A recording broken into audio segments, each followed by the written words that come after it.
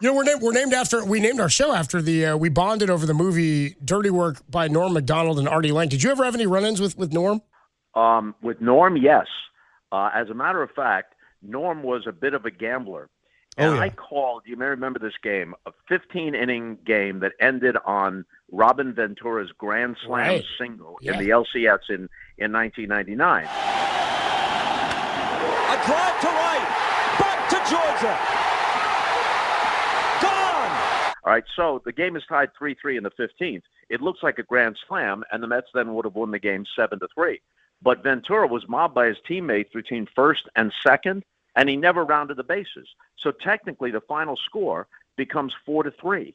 Now, I knew, because my father was an inveterate gambler, and I'm not encouraging your listeners to follow his path, but he was a colorful guy. So I knew from the time when I was 10, 11 years old what all the lines were.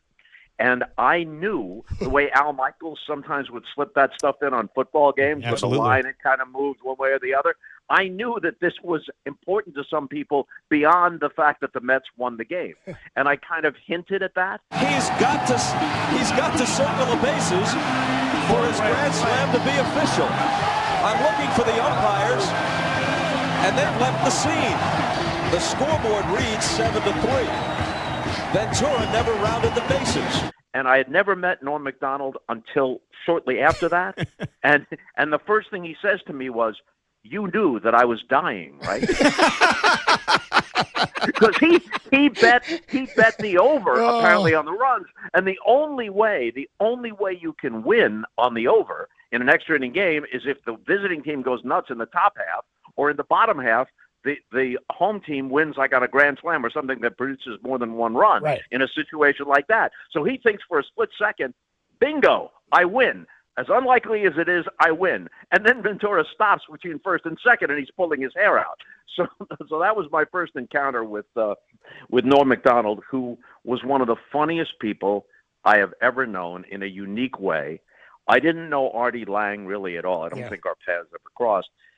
And maybe this isn't where you thought this would go, but Artie and Norm infuriated my good close friend, the late, great Bob Uecker. Oh, yeah, we've heard stories. Yeah, because they didn't observe what Bob thought was a given, which was the baseball code, where certain things you just don't talk about publicly. Right. And Ueck was so funny, and if he liked you and you were in the booth with him, sometimes he would do a parallel broadcast using the cough button.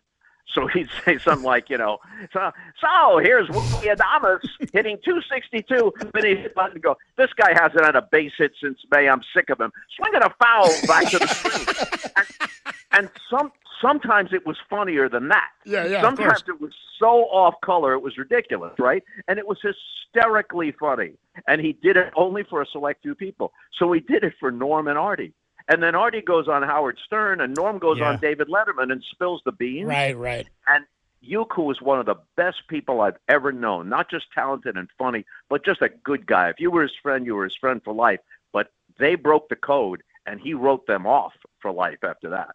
I talked to Bob Uecker, by the way. Oh, did you? Did you see that? Was he mad? Whatever. Was he really? Was he? What do you mean? Last time I went on Letterman, I told a story about Bob Uecker. He invited Norm out to spring training in Phoenix, Arizona, and said, "Look, man, come the fuck out to Arizona, man." So we go to Arizona, and he let us sit in the booth to listen to him announce a Brewer-Cub game. He had a cough button. If you're going to cough, you hit the cough button and you're not on the air. Sure. So from what I remember, Norm may not remember this because he's friends with Bob Uecker. But anyway, Uecker would be announcing the baseball game. Right. And like a fucking jazz musician. It was unbelievable. If he saw a really hot chick in the crowd, he would hit the cough button and say something filthy about her. So he would say shit like this. He'd go, "Here's the 2-2 pitch to Sosa. Ground ball to shortstop. Look at the fucking tits on that whore. Over to first base, 2 down." And he'd hit the button that quickly.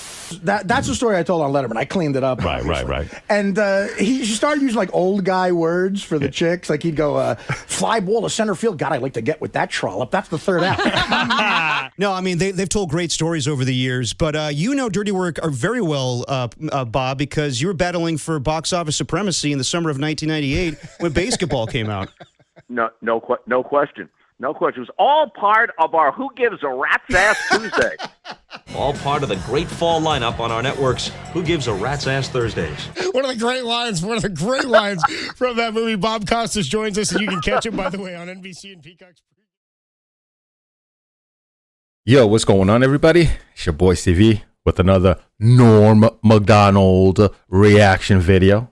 You goddamn right, man. But anyways, I couldn't decide if I wanted to watch this one or the Moth joke. Everybody was telling me The View or the Moth, and I was going back and forth. I just clicked this, and here we are. So this is Norm MacDonald, The View, and it says Bill Clinton. So I don't know if he's talking about Bill or telling a story with Bill. I don't know. So let's get this 100 likes we can. Appreciate you guys, man. Let's do it.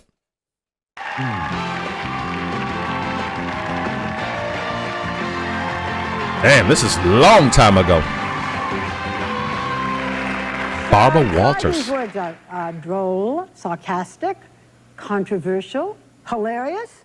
Well, those are some of the words that are used to describe Norm MacDonald's character on his sitcom Norm. But as you will see in this clip, people may think twice. Wait. I don't remember Norm having a show. Oh, I'm going to look it up. I'm going to react to the show. By the way, if you guys saw the show, how was the show? Was it good? Was Norm? I mean, it is called Norm, so I'm guessing he was himself, but I don't recall him having a show. I got the Fire Stick. I'll find it. Don't worry, and I'll react to it. Before they use the words smooth or charming. Take a look. Hey, Lori. Hey, look, I can see your underwear there. You're supposed to see them. Yeah, that's a little desperate, isn't it? I'm playing tennis with Shelley. You're playing tennis with Shelley? Yeah. Hey, I have an idea that would even be more fun for you. If I played tennis with Shelley, while you, I don't know what you do, who cares? And in spite of I would watch that. Norm MacDonald. I'm definitely going to look it up. Okay, can the camera be any closer to his face? Oh, no, Norm is doing it on purpose. Of course.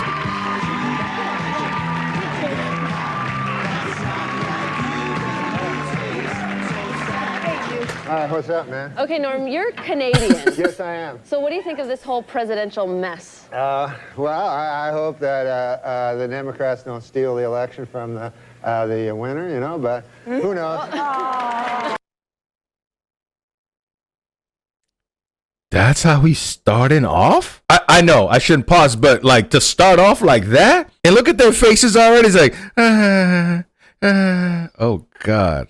Norm is nuts. I hope that the Democrats don't steal the election from the winner, you know, but who knows? You like George Bush, don't you? I love George Bush, man. He's a good man, decent, you know, none of this. Yeah, he's, you know, he's not a liar, a crook, murderer, or anything like that. So it'd be good to get the. See, I think we should get the homicide out of the White House and get like a fresh start, because we don't want any more murderers. I think we should just go on to the next question. Who are the murderers? Yeah. Oh, bro. He murdered a guy. Yeah, you know, we're not allowed to, you're not allowed to put out no accusations without. Where do we start? Oh, my God. I mean, I've always questioned the Clinton. Let's just be honest, man. You don't just, you know, something tragic happens in Haiti and here comes the Clintons. I'm just saying. I don't like to talk politics, religion on any of my channel, so I'm going to shut up. But come on, man. This right here will never be on TV today. It's a little too far. Let's just go on to the next question. Wait, did she say it's too far? That's a little too far. Let's just go on to the next question. Yeah. This is not my week. What can I tell you? Oh, it's not mine either, and I'm being very nice, okay? Damn, they're really like. Now, Norm. Do you never hear that? No. Listen, we don't need to talk get about into that. this, and I don't want to hear it, and this is not the place to make those accusations, and you're supposed to be funny. Let's get on to the next question. Get with it. That's hilarious to me. This is a live show. Why? Norm, but you have been properly chastised by Barbara, so I'm now going to ask the next question. I thought it was a matter of record. Shut up. Look, Okay. let me do this, okay? I'll tell you what. it's a matter of record. You will not be invited back if you don't shut up. All right, now. Damn! Look, man, I have my opinions on a lot of things, but for them to react this way is crazy. What? She put her hand on his mouth to shut him up. Don't have an opinion. Even if I disagree with Norm, right? And she said, well, you're not going to get invited? As if like you run the show? What?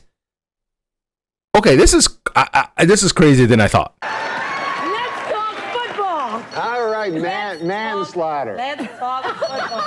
Norm, did you ever hear the word? The phone is I ringing. certainly hope that's somebody calling to tell you to go home. Oh, no. Dude, you got a phone ringing.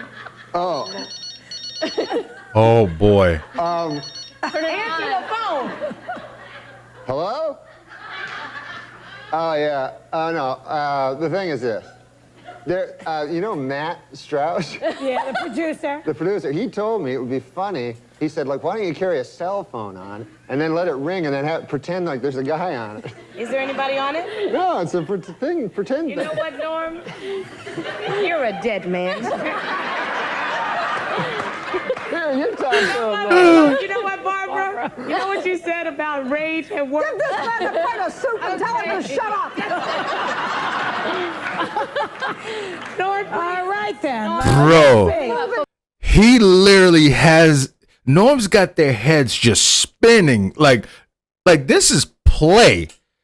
This is Norm playing with kids right now. You know what I'm saying? You're at his house. Norm is not at your house. No. This is his couch. He's running shit right now. What? I've never heard of this. Okay, listen, Norm, listen. Not only have you annoyed us. Already? I've read that you have actually annoyed one of your idols. Who is that? Oh, the great Bill Cosby. Yeah, what'd you do? Oh, my God, I love that guy. He's my hero, you know, just like you, maybe George or Bill Clinton would be your hero. I love. There's no stopping you, is there? No, I seem to like Bill Clinton. They really, and this man leads into our show on Friday night. I know. It's all right, his career's over after this anyway. Who cares? Go ahead. Wow. No, Bill Clinton, who's a great man, obviously. You know, everybody has their opinions, right? Mm-hmm. Are you moving along? No, You're Bill going to get to the point. Cosby. Bill Cosby. Oh, Cosby. He's getting the bills. What's in that coffee? What are you drinking in there? Now, Bill Cosby is a great man, first of all. There has never been any accusations toward Bill Cosby about any... Will you just tell us what you did for Bill Cosby? Oh, I met him. I opened for him at a club, and he was a great man, you know. He's my hero of all time. You know how funny Bill Cosby is, Yes, right? I'll get to the point. I'm going past menopause. Yeah, ain't that the truth? Make the point. Let's go. Not everything has a point. we are learning that, okay? All right, Norm, you want to finish the story, or shall I ask you the next thing? Well, the Bill Cosby thing is this. Dear God. I met Bill Cosby. We're all fans of Bill Cosby, right, Barbara? Yeah. What? Yes. Why don't we talk about the millionaire? Oh, yeah, you know what? Tonight, Norm and I... Please. Oh, my God. Talk about the millionaire. Norm MacDonald and I are on The Millionaire tonight. Oh, yeah. Well, tell him about that, how you thought he's dumb today. Where do you see him tonight? Wow. They're trying to cancel him like that on live TV? Nah. Come on, Norm. Tell him, Norm. People always... It's crazy that, like, when I hear people talk about the views, especially about their views, I kind of get it now.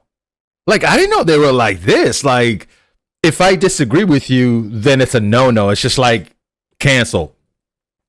I got to cancel you. Hand over your mouth. You can't come back. I mean, I don't know how good the show is. Like, I've never really sat and watched The View.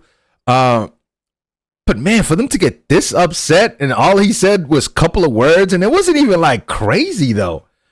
Like, I've heard all of this about Bill Clinton and the whole Clinton family. As a matter of fact, I just saw a video of Bill Clinton, well, some kid talking about Bill Clinton is my father, and he's a black kid. The kid looks just like Bill Clinton.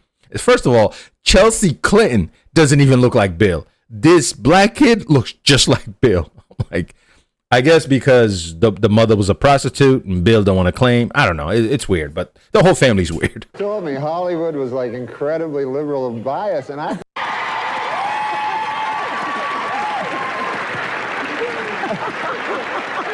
Sorry, I shouldn't be talking. Let it play, but Told me Hollywood was like incredibly liberal of bias, and I thought it was untrue. But You want to talk about the millionaire? yes, I do. You have 10 seconds to tell how talk much about you the want. millionaire. Don't tell how much. Don't tell him what I won. No. Oh. You're not allowed to tell anything like that. Well, what are you trying to ask him then? I don't know. Okay. You don't answer anything What? anyway. So All we'll tell it. right. Okay, so he's on the millionaire tonight, and he's on Friday nights, and on Monday, his taxes will be audited. wow. so he's on Friday nights at 9. He's on the millionaire at 9. You can play along at home on enhanced TV.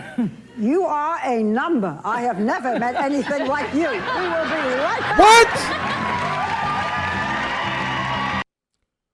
Bro, did you notice the ladies just like shuffling their cards? They don't even know what to say. Bro, this is gold. You guys talk about Norm is gold? This whole thing was gold. Like, he literally didn't do anything. He literally just sat there and just said a couple of names. What? I just don't know why I've never came across this. I never heard this happening. I mean, I guess at that time too, like I told you guys, I was playing sports. I was in my own world. So, and politics not my thing. I care zero, right? But he didn't really say anything crazy. These are things that we're saying today. But for them, for those four ladies to act that way, for her to say, you're not going to come back. The other one tells her, Barbara said, shut up. The other girl puts her hand over his mouth. And then again, the other lady said, oh, we're going to get the government after you and look into your tax. Like, what?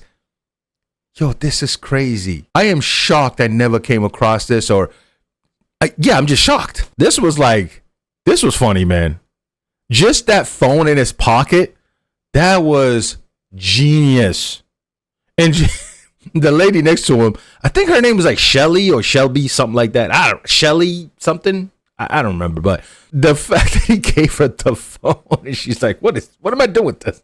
He's like, just talk to him. Yo, this is Norm. My God, man, this is amazing. I'm gonna be honest with you.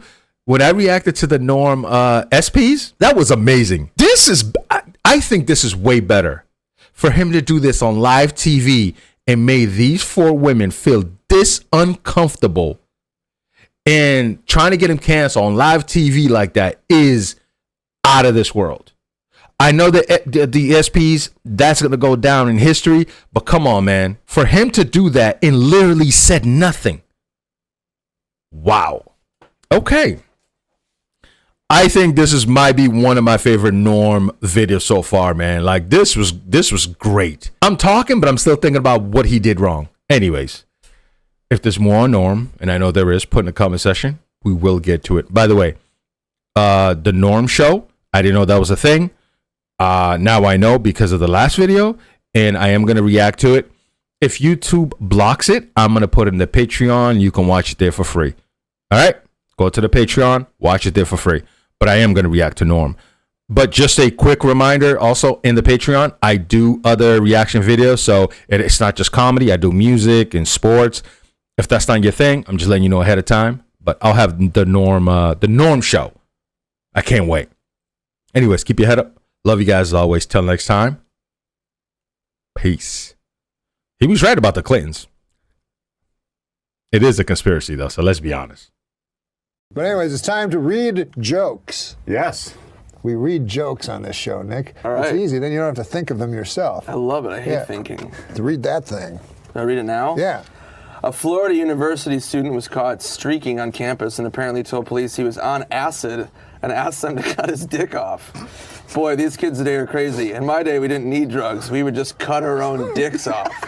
Yeah, you didn't need no fucking acid and shit.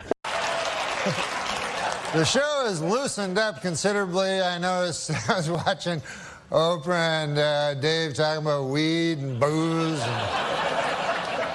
I don't do either of those. The hardest drug I ever did, LSD.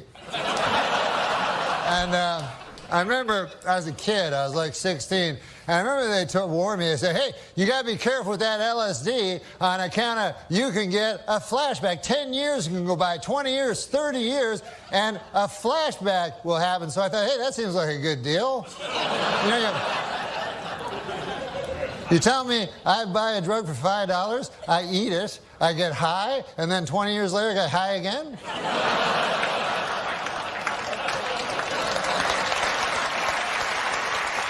That's not the point. I like to stretch my drug dollar. The point is this. 10 years have passed, 20 years have passed, 30 years have passed, and no flashbacks. What a jip that turned out to be. Just more horse by the big acid companies, that's all it is. I thought you were a Scotch. I'm more of a beer drinker. IPAs. Oh, IPAs. Mm-hmm. What's that, International Pale Ales? That's India Pale Ale. India Pale Ales. What do you like to drink? Other than fucking jizz. I mean, what do you, what alcohol do you like to drink? I'm going to give you something that'll help you get through this. Anytime you think you want a drink, right? Yeah. Is that what I think it is? I don't know. Do you think it's cocaine? Yep. Well, you're partly right. It's cocaine, and it's also a lot of baby laxative. We always run out of time, and I want you to tell. And you were a kid, right? This is the first time you got drunk. When I got drunk, yeah, I was a very straight-laced kid, you know. How old were you when this happened? I was 19 years old, and I decided to drink, you know. And I was out with my buddies at a bar. My God, we started drinking. They had those shooters, you know. Mm-hmm. You know, those are hard to take, you know. You can't gauge them, you know. And before you knew it, I was so crazily drunk, like just drunk out of my mind. And so then time passes in a weird way and everything. And my friends, they wanted to leave the bar. Right. Like, yeah, let's go, right? And I'm like, ah! I got my crazy all of a sudden, right? So I'm like, why should I leave? We're having fun here at the bar. You guys leave if you want, right? So they go. And I'm making friends with everybody, man. There's a fat guy with a beard, you know? And there's a jukebox. It's like a Western movie, you know what I mean? And there's a bartender. There's all kinds of ladies and everything like that. And everybody's my friend. Right? So I'm getting drunker and drunker with these shots, you know, and they're all crazy, dirty sex name shots, you know? Like, oh, yeah. Here, have a dirty sex, you know, whatever. They make you order them to humiliate you. You know, you're a drunk loser. You're like, yeah, can you have sex with me? Just come on. So anyways, I get all drunk, and then I go into the bathroom, and a dude gives me some pills. He has some pills. Oh, no. Yeah, and you're not supposed to ever mix pills with booze. Is that right? Yeah. And then any doctor... They told you up at the Mayo Clinic? Yeah.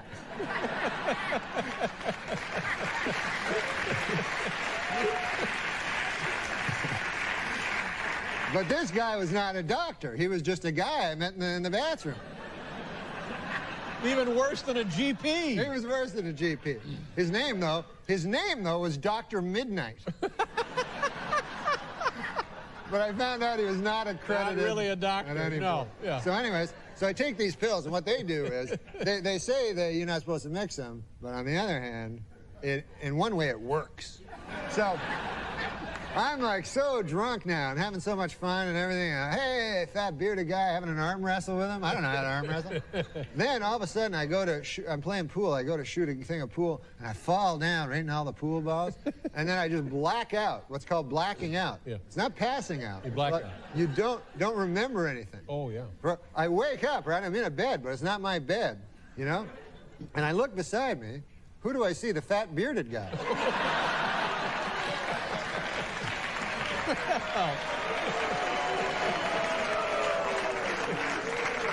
So I go, holy Lord God, I had sex with the fat bearded guy.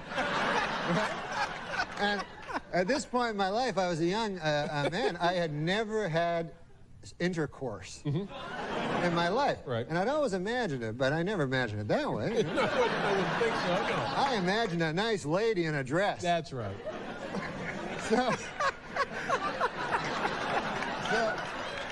But there's got to be a first time for everybody. It's not all gravy. No. So I look over and I go, oh my God. Then I notice we're in twin beds there. You know, we're not like not in the same bed. And I go, is this some kind of one of them old-fashioned gay guys?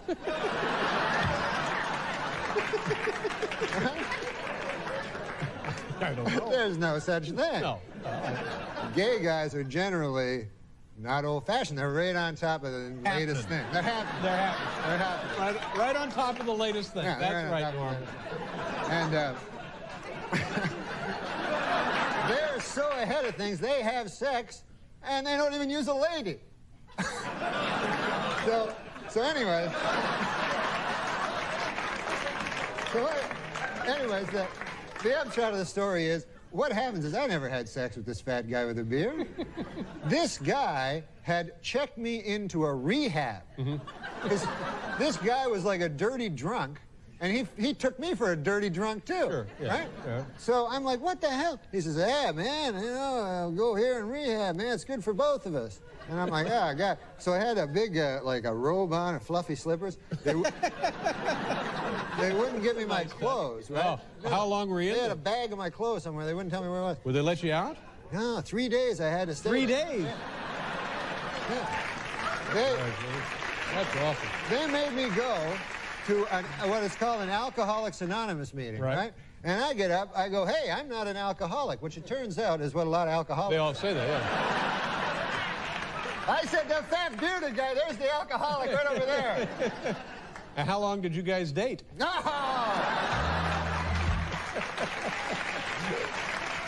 Ladies and gentlemen, it's Norm MacDonald. We'll be right back.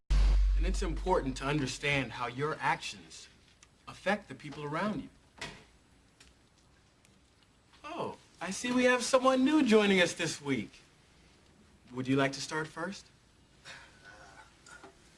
Well, I just want to say that I used to think that I was better than you people, you know? And then something happened to me recently where I realized that I have a problem because something I did really hurt my brother, so I just want to say that I have an addiction too, and I need help.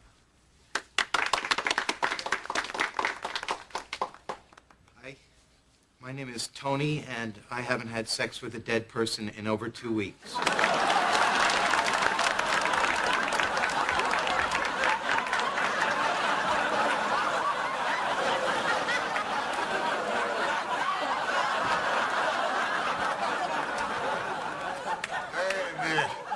This isn't Gamblers Anonymous. It must be down the hall. I just want to say something. Remember earlier when I said I wasn't better than you people? I am. I'm better than you people. And I'm going to leave, all right? And if I should happen to die on the hallway, just stay the hell away from me, all right? Keep your hands to yourself. You have a dog? Do I have a dog? Yeah. Well, you know what they say. Nature abhors a vacuum. I think that was Newton. Nature abhors a vacuum. But so does my dog. Yeah, I have a dog. Dance like no one is watching. Sing like no one is listening. Love like you've never been hurt. And fuck like a goddamn retard. I saw the word retard. Still booking the store. You're booking the comedy store? Yeah. Where you can buy comedy. It's not that kind of store. Yeah. I don't do a lot of... I don't like to sell my comedy. Again, it's not an actual store. That's just the name. It's just a comedy club. Mm-hmm. Mm-hmm. Oh, I like this. I like the theme that this one has. A man in Taiwan reportedly cut off his own penis to win an argument with his wife. That reminds me of that episode of Everybody Loves Raymond, where Raymond forgot Deborah's birthday and had to cut his own cock off. All right, a Las Vegas woman was arrested after hiding a stolen Rolex in her vagina. Well, now Bruce Jenner's just gone too far. I don't understand. Michelle Obama has booked a cameo on the ABC show Nashville. With this and her appearance on iCarly, I think Michelle is ready to start appearing in films. May I suggest my favorite film series, Black Ass Fuckers? It's actually... That's too dirty. Let's do a nice joke to clean it up. Opinions are like assholes. Neil Patrick Harris wants to stuff You should let me read this ahead. Oh, how about this? College freshman Scott Damerow, Larry, set a new world record by using his head to bust 142 eggs, and he now officially holds a place in the Guinness Book of fucking retards.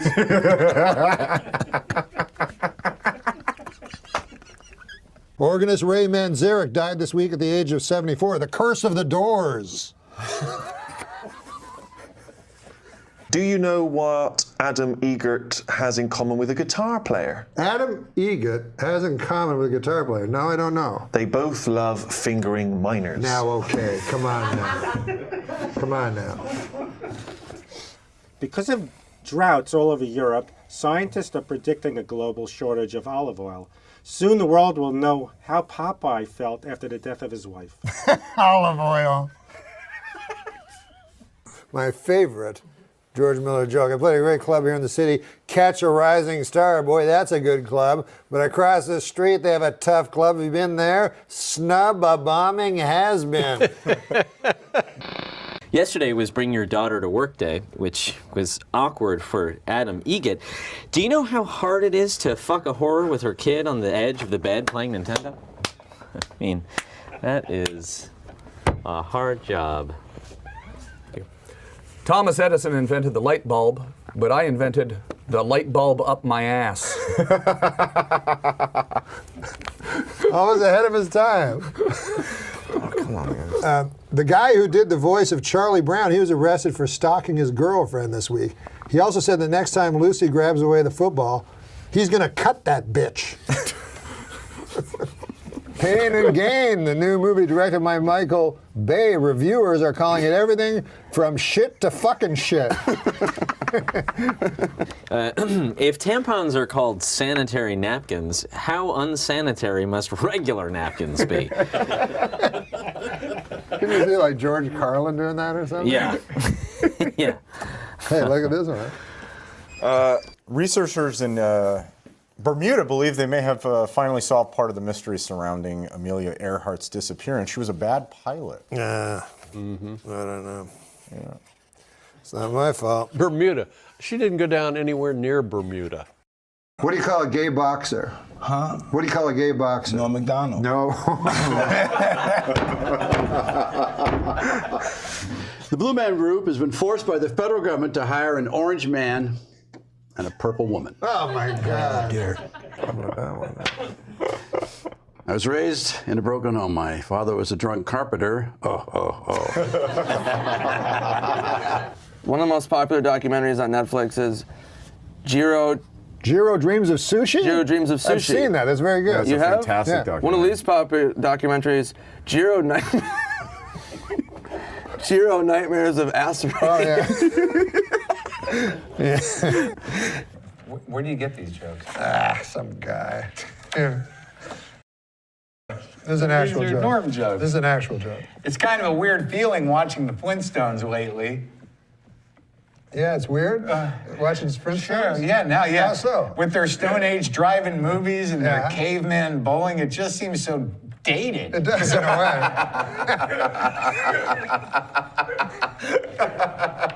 We were talking about Easy as pie. Easy as pie. You know what's not easy as pie? Baking a fucking actual pie. Does it say actually fucking in there? Now, do you know how to be Ed McMahon during this? Well, you have to read Okay. Mount Baldy. Mount Baldy. Mount Baldy. Mount Baldy. Yeah, Mount Baldy. What did Yul Brenner's wife do on their wedding night?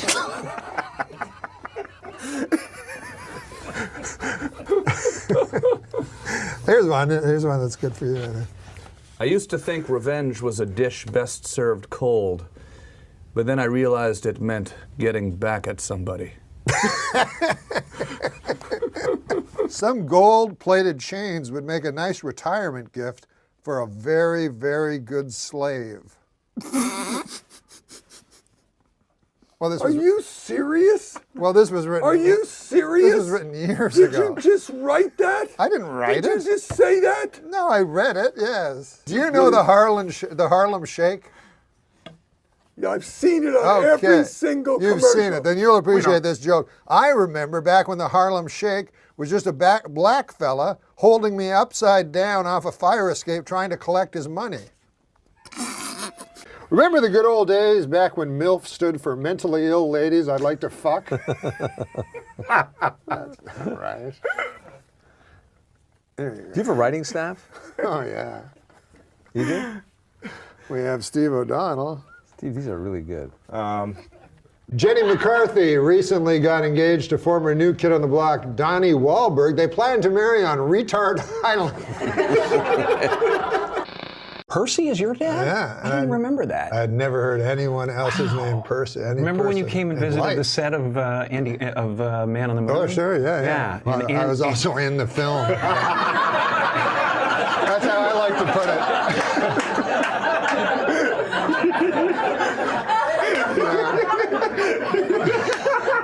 I know I'm not the most attractive. I know I'm not the most attractive man in the world. I mean, when women look at me, I can tell they're overdressing me with their eyes. His girlfriend, he had a, what do you call that list?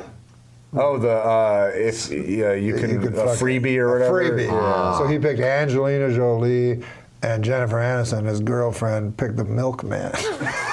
We still got a milkman. I don't think there's any milkman. Can we rip all these from When Steve I Allen's? die, I want to be cremated, and my ashes spread eagle and fucked hard like a fucking real tramp. Wow, come on, man. Why did they make me say that? Wow. Jesus Christ. I've noticed that Hotel Rwanda has a great score on Rotten Tomatoes, but their Yelp reviews are terrible.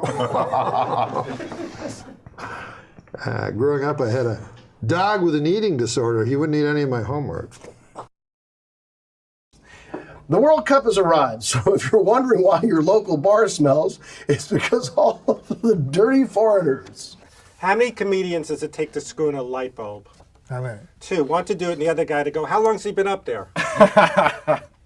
A Swedish Bond girl, Britt Eklund, told Piers Morgan this week that she was seduced by Warren Beatty after the legendary Lothario took her to an X-rated movie for their first date. This is what I have to say about that. Hey, Warren, stop stealing my moves. Mickey Mantle knew 2 things: drinking and playing drunk baseball.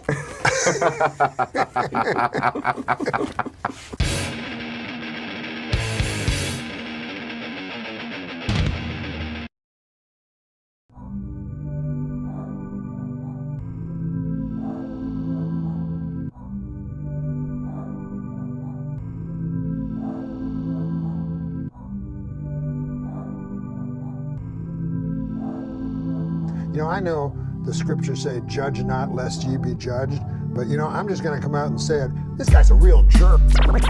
Jerk. Real jerk. Jerk. Jerk. This guy's a real jerk. But you know, I'm just gonna come out and say it. Say it. This guy's a real jerk. Reviewers are calling it everything from shit to fucking shit. Shit to fucking shit. He now officially holds a place.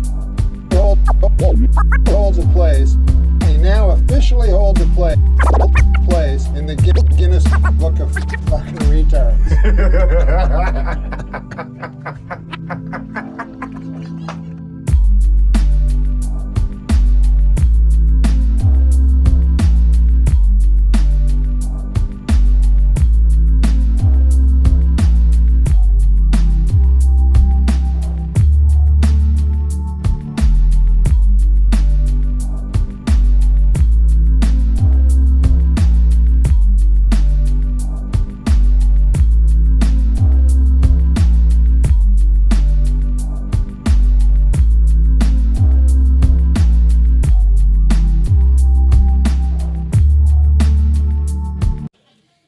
Archie comic, Dallas Cowboys tight end Jason Witten tells Archie and the gang not to drink and drive.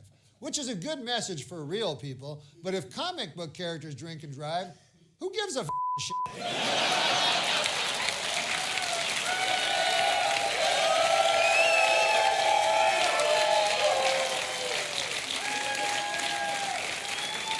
Legendary jockey Robbie Alboreto, goes to court later this month on charges that he assaulted his wife. Now, ladies and gentlemen, there is nothing funny about domestic abuse, except when a really tiny guy does it. Now, it is serious. She probably has lots of injuries. On her legs... Let's see. Where have you gone, Joe DiMaggio? Oh, that's right, you're dead. I'm gonna try to hit the jug off the pole blindfolded.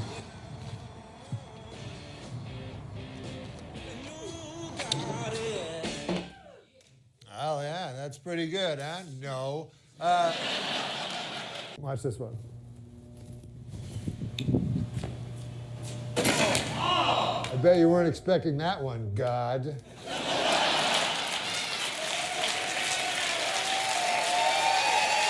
NBA is rescheduling Chicago's playoff games around Oprah Winfrey's farewell show. Apparently, the Bulls are taking orders from the cows.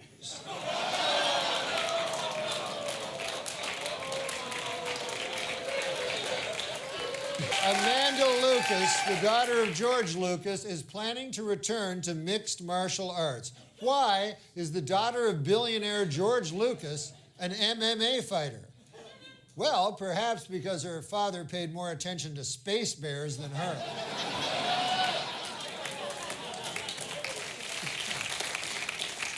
No, he's probably a fine father. By the way, if I were set for life, that is exactly what I would do. Fight for my life in a cage.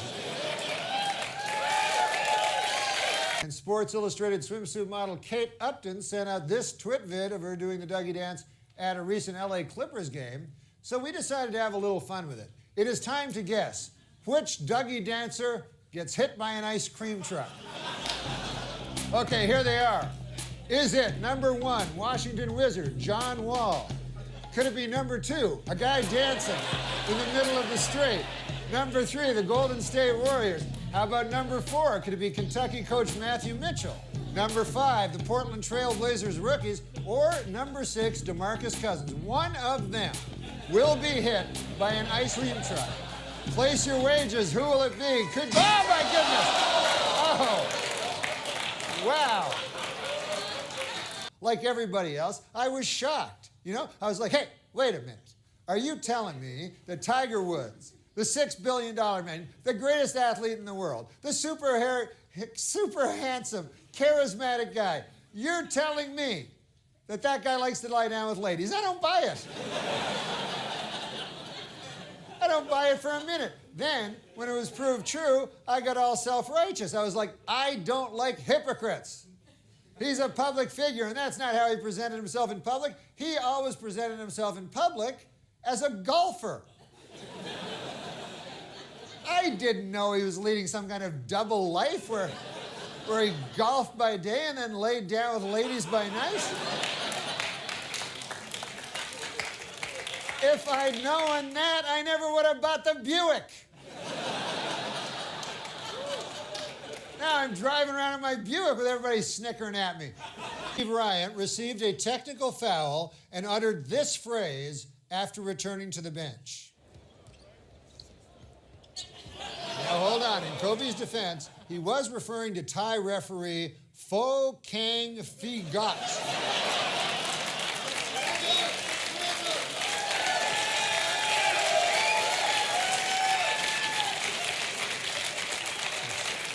Pho Kang Phi-got.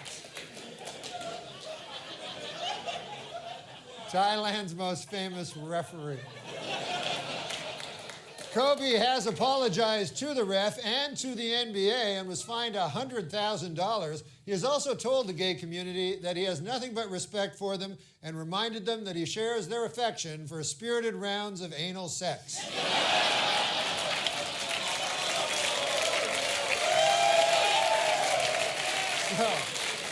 Male caddies at a high-end golf resort in Malaysia were arrested this week after the government found out that they were prostitutes by night, which is good news for people who have enough time for 18 holes of golf, but not enough time to find a prostitute.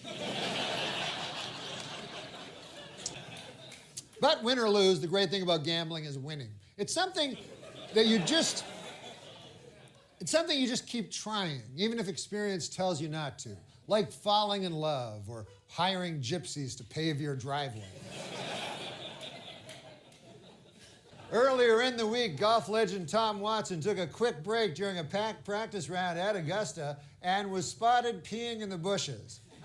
"Thanks for waking me up," said a urine-soaked John Daly. It was announced this week that Pittsburgh Steelers quarterback Ben Roethlisberger plans to marry his girlfriend Ashley Harlan in July.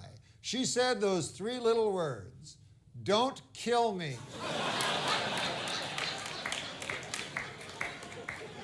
What the H? That's what we decided to go with. Back with more Sports Show right after this. I'd like to take this moment to say I endorse podiums. That's a product I can stand behind.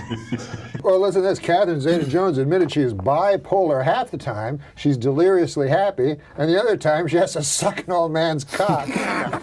That's dirty. Come on, man. I need to have glasses in order to see my family, specifically 2 glasses of scotch. Why do dogs always race to the door when the doorbell rings? It's almost never for them. A new study shows that most men can identify a gay man by his face alone. It's the face that's buried in another man's asshole. Celebrating April 1st birthdays, this is a sort of news thing. Russian pianist Sergei Rachmaninoff, who was born on this day in 1872. Yeah, I know that dude. Rapper Method Man is 41. Debbie Reynolds turns 80 today. Rachel Maddow is 39. And former German Chancellor Helmut Schmidt would have been 95 today. April Fools, former German Chancellor Helmut Schmidt is alive and well. The Bible says not to covet thy neighbor's wife. Right. But it doesn't say a damn thing about coveting thy neighbor's husband, especially his sweet, hot fucking asshole. This is sweet hot. Is that Remember the old days when tweeting meant stabbing a hooker? Well, this Lindsay Lohan can't swim a stroke, but she sure knows every dive in town. That one I like. Yeah. I read a story, a 17-year-old kid who stole a plane, crashed it, and survived. Why don't we make the whole plane out of that kid? That seems logical, right? Hey, you're not going to believe this, but Bill Maher has given away the solution to all our problems for free. Wow. A new report from the CDC states that only 1/3 of Americans use condoms, while 2/3 of Americans are still pretty cool. Get out! Why do you get a good one? That was good. He balls of newsprint. Hey, speaking of balls, John Hamm has a big dick. Oh, no, wait. John Hamm has a big dick. I could have told you that, but I don't suck and tell.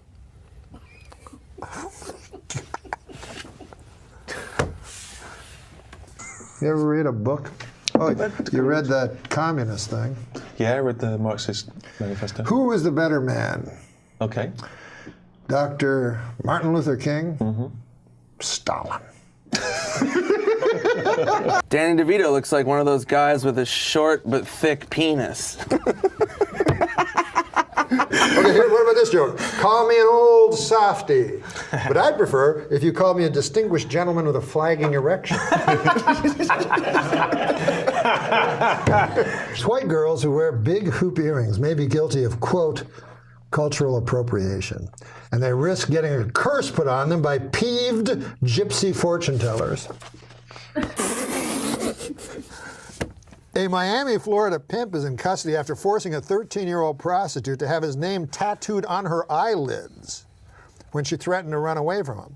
Roman Thomas III faces charges of human trafficking, false imprisonment, lewd and lascivious exhibition, and delivery of a controlled substance to a child. You know, I know the scriptures say, judge not lest ye be judged, but you know, I'm just going to come out and say it. This Roman Thomas III guy, this guy's a real jerk.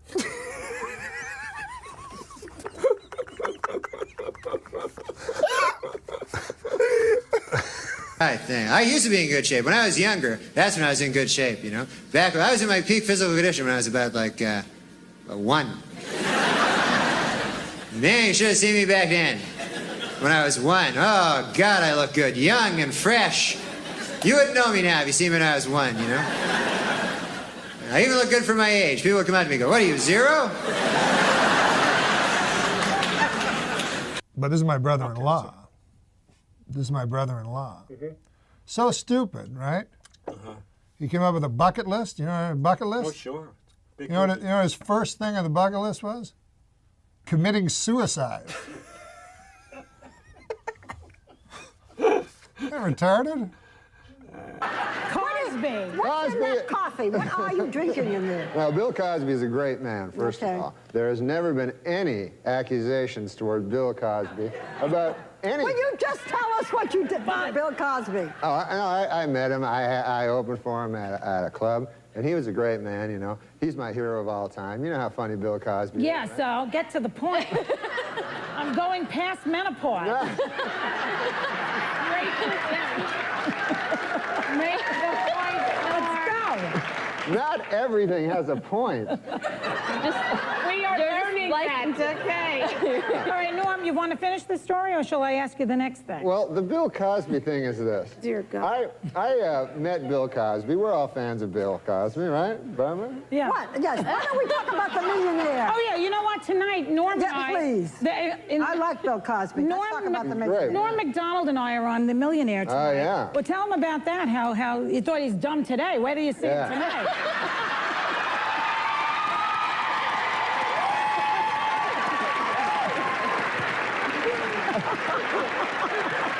Come on, Norm. Tell him, Norm. People always told me Hollywood was like incredibly liberal of bias, and I thought it was untrue, man.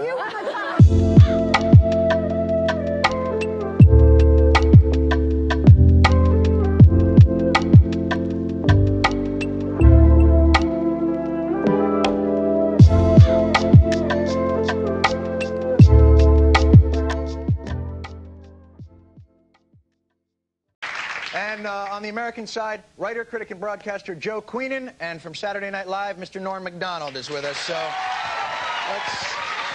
let's get on with the headlines here. We've met everybody. Lowry, let me bring this up to you. Definitely the biggest piece of news in the world this week is this headline right here.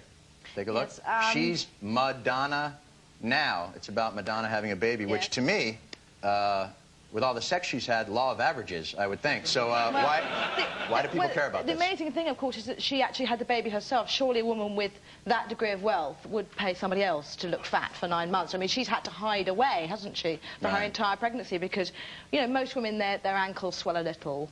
This woman's neck swelled. I mean, you know, she looked horrendous. According to there's been much talk, obviously, about the naming of the baby. Right. Lourdes, and the Vatican are not terribly happy about that. Did the Vatican actually have a response? Did the Pope come out and go, she did what? I think she should be congratulated on. Madonna should be congratulated on choosing this name, because here's a woman who's spent her entire life, basically, throwing open the door to her boudoir to any sexual pilgrim who happens to be passing. And so she calls her daughter. You know what? For all the talk of that, I don't know one guy who's done her. You know? For all the talk of, oh, Madonna has everybody, me and my friends are sitting around going, hey. But the sad fact is... Where's our turn at the deli counter? The sad fact is the one guy who has done her, as he so sublimely put it, he's been told that she's not interested in him anymore. So this guy's got to live with the fact that he's given birth to perhaps the most famous baby in the current times, you know, in the past few years. Our savior. Well, precisely. Everybody knows that. That's what happens to every man after his wife has a baby. This is no exception. I think we've taken a turn for the bitter. Well, I think most women, after they've had babies, are less interested in their husbands for a while because they're tired, you know, they're worn out. Well, plus they've had like a 6-pound thing go through the birth they went canal. All right, well, let's move on, shall we? Before this really degrades. Joe, this seems to make perfect sense. Here's the next headline. Handguns outlawed. Now, this is in Britain. They've outlawed handguns. Why can't we ban guns in this country? What's our problem? Guns are part of folklore, you know. Folklore? Yeah, I mean, people have always thought, you know, the founding of the West and everything, and all the lunatics in America really believe that if you have a gun, you can defend yourself against the government if the government comes. So I don't think... But hoop skirts are a part of folklore, and we don't wear those anymore. You make a good point. Norm, would you ban guns if you... No, not in a million years. I got a gun. I own a gun. All right. That's a bit worrying, don't you think? Well, guns, you got to have gun. guns on account of, what if another character has a gun, you don't have a gun? Now, that's an interesting point. Guns really are horrible, and they should be banned in all countries. You shouldn't have one. Oh, I would love it if I was the only guy to have one, to tell you the truth. Looks like Norm would be getting a lot of free lunches with that one. You see, it's called the right to bear arms, isn't it? Isn't that supposedly we have a constitutional the constitutional precept of the right to bear arms? But actually, it's the right to kill people. I mean, it's so simple. That's what a gun does. I think you're just bitter because our right that we had got us our country. I mean, let's face facts. If we didn't have guns 220 years ago, you guys would still be taxing the tea. But we had a couple of, you know, we had a couple of rifles. We marched down. You guys wanted to walk in single file. I don't know why you did that, but you did. And but perhaps if we hadn't taught you how to use the guns in the first place, then you wouldn't have been able to. Oh yeah, like Geronimo didn't teach us how to shoot straighter than Lord Cornwallis. All right. Felix, we got some more headlines going here. Have you had one of these in England? Million Man March in England. Are there a million black guys in England to have a march? Or do they have like 100,000? I think actually there's about 5 of us. Oh my God. Things are pretty depleted right now, what with me being over here. The way it was perceived, certainly by the majority of people in Britain, was actually a little bit distorted because I think there was this notion that it was some kind of anti-Semitic initiative and that Farrakhan is viewed in that way. Now, I don't know enough about what he's been saying recently. No, I think he loves Jews. I've seen him. In fact, the other day, he had a bagel with a schmear. The guy loves the Jews. Now, I think it's stupid for minority groups, Jews and blacks, to, like, not get on because, hey, we all know about persecution. I stayed indoors that day. You know, I just try to stay out of the way when these seminal events occur that can't do me any good. See, I'm Irish-American, and the great thing about being Irish is that you can claim to be a minority, but you still control the police department. So you don't have to worry about anything. Let's go. Finally, Norm, this looks like the election has finally got exciting as Bob Dole got dirty. Gloves are off. What took Bob Dole so long to get nasty in the campaign? It took him a long time to get his gloves off because of his one arm that doesn't... So he's like, oh, can you help me with my glove? It's coming off here. Very well. I feel shame and yet delight. That man lost that arm at the Battle of Anzio fighting the Nazis, and you make fun of him like that. No, I love Dole. I'll vote for Dole. He's the best man, you know. Norm, I hate to say this, and I know this to bring this up, but I don't think Canadians can vote in our elections. We appreciate your support and your enthusiasm. I'll tell you, I can't vote in the election, but I can pay the huge taxes to Clinton. Yeah, it's a beautiful country. All right. Do you believe Dole has gotten nasty too late? Have you seen Dole get nasty? This man is not capable of getting nasty. From the perspective of all the way across the Atlantic, you know, he just appears to be this doddery old guy who falls off the edge of stages occasionally. And that is largely what we're seeing. Well, you see, Dole has got a bad image problem in Britain, really, because Dole means unemployment benefit in Britain. Yes. So it's like, hey, I'm going to really sort the economy out. My name's Mr. Unemployment Benefit. You know? Doesn't compute. I think Dole didn't go on the attack as much as he could have because there's scandal after scandal after scandal with this Clinton character, you know. Yeah. And I was reading one this morning. They said Clinton, apparently back when he was governor of Arkansas, you know, back then. He got real drunk one night and apparently had sex with Hillary. Well, let's see what all this negative stuff is about. They say Dole has gone negative, and in Britain, apparently, a picture of Tony Blair with red eyes caused a major controversy. But in America, viewers have been exposed to $450 million worth of political ads, 90% of which are negative. So are we just mean people? You know, why are we being shown these things? Let's take a look at some. Dole voted to raise payroll taxes, Social Security taxes, the 90 income tax increase, $900 billion in higher taxes. And look closely at his risky tax scheme. He'd actually raised taxes on 9 million working families. Bob Dole, 35 years in Washington, 35 years of higher taxes. We send them off to school, and we worry. Teenage drug use has doubled since 1992. And Bill Clinton, he cut the White House drug office 83%. His own Surgeon General even considered legalizing drugs. And in front of our children on MTV, the president himself. If you had it to do over again, would you inhale? Sure, if I could. I tried before. Bill Clinton, he just doesn't get it.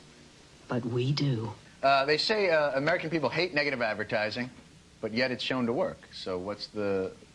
I can't believe people think that that's particularly negative. That's not negative. When Andrew Jackson was president in the 1830s, they said that he was a bigamist. They said that he murdered a minister. That he went to his deathbed convinced that the critics had killed his wife because of these accusations. We don't have anything like this. Grover Cleveland was accused of having an illegitimate child, which he had.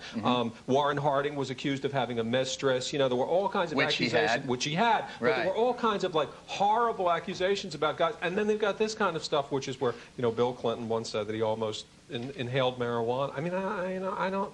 This whole story. You think we've actually gotten kinder, that we're not nearly as negative as we used to be? I just think these commercials just like suck. And that's the issue, is that the commercials just suck. So would you like to see what, like singing raisins for the government commercials? What do you need? I'd like to see really nasty. I'd like to see ads where they said, Clinton, you know, this is the motel, this is the desk clerk. He paid $27.95. Here's the receipt. Here are the sheets. You know, that'd be negative. You know. Do they do negative now? This.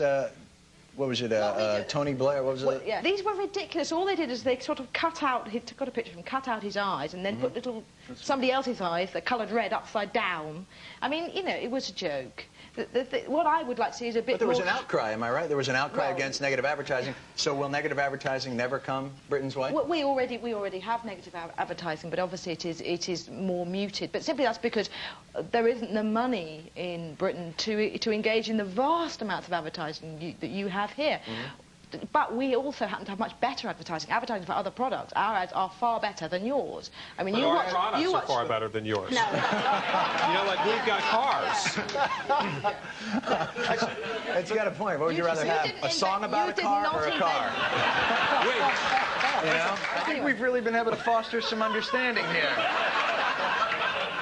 I expect to fire on Yorktown any minute now. I think you're whinging again. The thing that's happening that we are sort of catching from America, which is rather worrying, is that we're starting to do these fake documentary type ads for politicians, and they're all the violins are playing, and that, I think, is about the worst kind of political advertising, because you basically you want to throw up as soon as you see it. What would you rather see for your party political broadcast? Would you rather see a guy come on and go, we don't know what we're doing? I like that ad where they go, hey, check out this guy's eyes. Look at them. Yeah, but you see, if you're in an environment, which is the case in Britain, where political analysis or acute questioning of politicians takes place a lot by journalists, where, for example, even the Prime Minister can go into a television studio and be really grilled seriously about what he's done. And sometimes to the point where it happened a couple of weeks ago, a politician was so badly grilled by a journalist that he rang up the BBC saying, what the bloody hell is going on? How dare they speak to me in this way? If you've got that kind of rigorous political examination of what's going on, the advertisements become irrelevant. We don't have intelligent journalists like that. We have people named Cokie. You know, we have, like, the President of the United States comes in and gets interviewed by somebody named Cokie. and Cokie asks really hard questions, then, you know, no politician in America would submit to intense grilling because we don't have any journalists who do that. We have, you don't think Sam Donaldson is a relatively intense journalist as far as politicians are concerned? Not by English standards, no. Those guys are really tough. Everybody over here is a cream puff compared to them. Right. They are. While Americans are pessimistic about politicians improving their lives, they're very optimistic about books, audio tapes, and videos improving their lives. Yes, the self-help movement is alive and well, with many Americans believing, I could do anything if I only knew what it was. We asked Lori Pike to go and talk to some losers who buy this kind of thing. How do you create an extraordinary quality of life today? All right, let's see what we got here. Handbook of coping, that'll be useful. Panic no more. Nasty people, how to stop being hurt by them without becoming one of them. I'll try. Don't blame mother. Listen up, girlfriend. Lessons on life from the Queen of Advice. I am right, you are wrong. Definitely take that one. The Anger Workbook. I'll start with lesson 1. With all these books, are we really coping with our problems, though, or are we just thinking up new ones? Well, I have a collection at home myself, and that seems to be the only kind of reading I do these days. My feeling is so strongly that while you have oxygen in you, that the whole point of being on planet Earth, why we all really burn to get here and to incarnate into these families that are so troublesome, is to work things out. I bought the book because I feel like there's something in my life that has been holding me back success-wise in my career. I'm an actor, and it's helped me a lot, actually. I just finished shooting a film, and I just booked a commercial just now. People collectively again are saying, you know what, I am entitled to a healthier, more fulfilling life. I am entitled to love. I want to have a career. I mean, look at this section here on ethical business and right livelihood. I am entitled to love my work. I am entitled to have friends that I adore. Did you think and grow rich after you read Think and Grow Rich? Absolutely.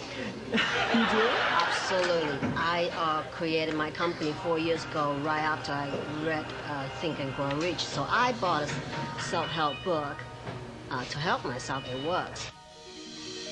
Personally, when I see people reading self-help books, I'm always a bit suspicious of them, especially the ones that say get rich quick and how to, like, enter your inner self in 5 minutes. Earth is an anagram for heart, E-A-R-T-H, and heart being H-E-A-R-T. Everyone on Earth is working on their heart chakra center. What is the #1 killer? Heart disease? I'd like to see more of self-help. I'd like to see more security in the bookstores. That's what I'd like to say. I really think that 30% of the people in any society are jerks. And you just want to try to keep that potential down, that number down. 30% of the people... 30%. Obviously, Nazi Germany had a higher percentage. Right. But 30% of the people in any society are jerks. And as long as it doesn't go above 30%, that's okay. So people reading these books are jerks. So don't worry about it. If it gets up to like 50, 60%... So these books are not helpful. They're not making us So happy. they don't have any effect on really cool people like us who have our lives totally together. So that means like one of us is probably a jerk. Although these books are starting to sell in Britain now, the one about women are from Venus, men are from Mars is doing very well. Which, by the way, is not true.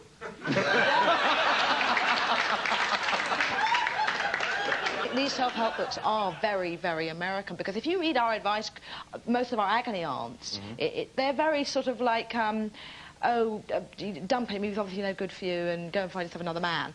Whereas if you read these books, it's all like, well, what happened in your childhood, and what kind of personality you're in. You know, this is all useless information. Nobody wants to take responsibility, you know? It's always like, hey, my dad, anally raped me or something, you know? And, I mean, who of us haven't been anally raped by their fathers? I mean, really. Yeah, you should get over it, shouldn't you? American self-help books are all about getting rich, and because English people have such lower expectations, like you don't have books like How to Get Rich in a Year, it's like How to Get 5 quid ahead. by Thursday. You know, how to win 7 pounds in the lottery. It's actually how to save 40 pence on that next sandwich.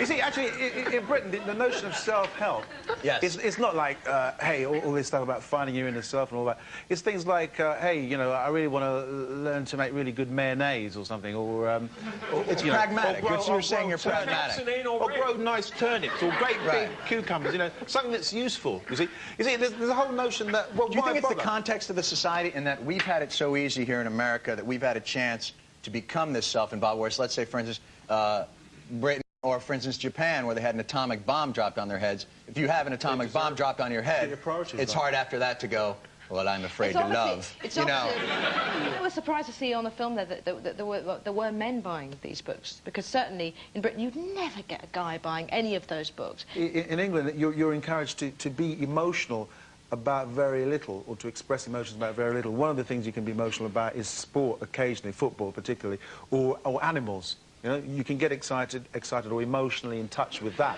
Right. Perhaps I said the wrong thing when I said excited with animals. I didn't mean that. But you can get emotional about them. No, about you could be talking to yourself in the street and, like, going to the toilet in your trousers and, you know, kind of totally insane. And everyone goes, oh, well, yeah, High Court judge, you know, fine, you know. But if you're sort of even mildly thinking about going to therapy, oh, well, you're a nutter. You're a complete nutter. So there's a strange imbalance. It's almost like a prejudice against it. Because self-help, in essence, you wouldn't need a book, would you? I'll tell you a good self-help book. Yeah? Holy Bible. Worked for me. Norm, I know you. I know you've never seen the Bible.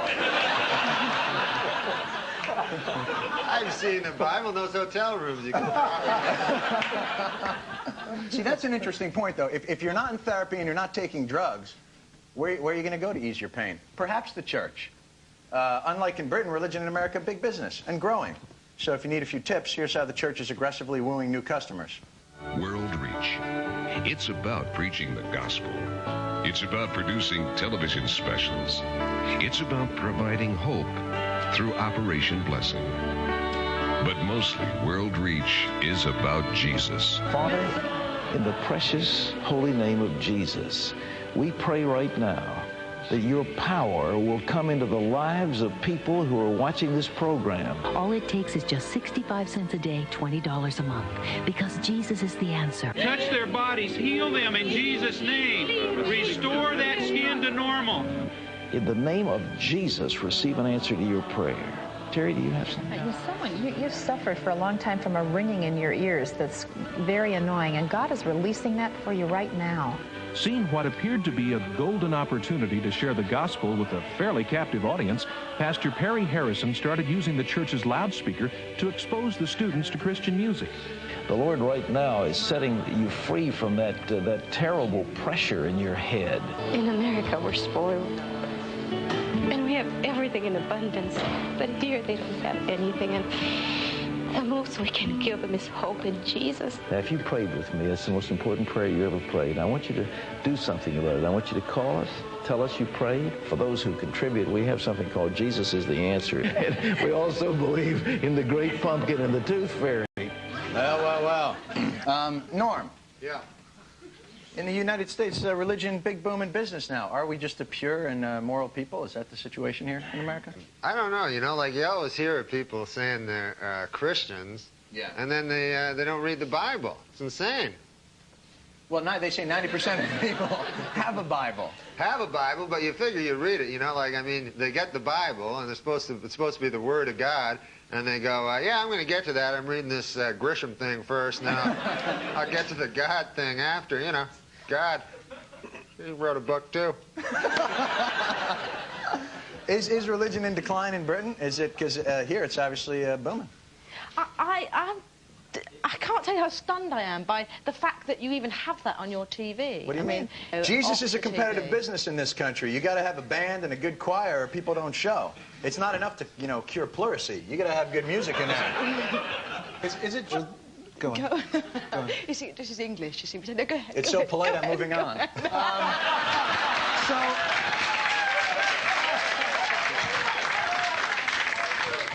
I'll tell you what I think about religion in this country. Please, Joe. I'm gonna settle it.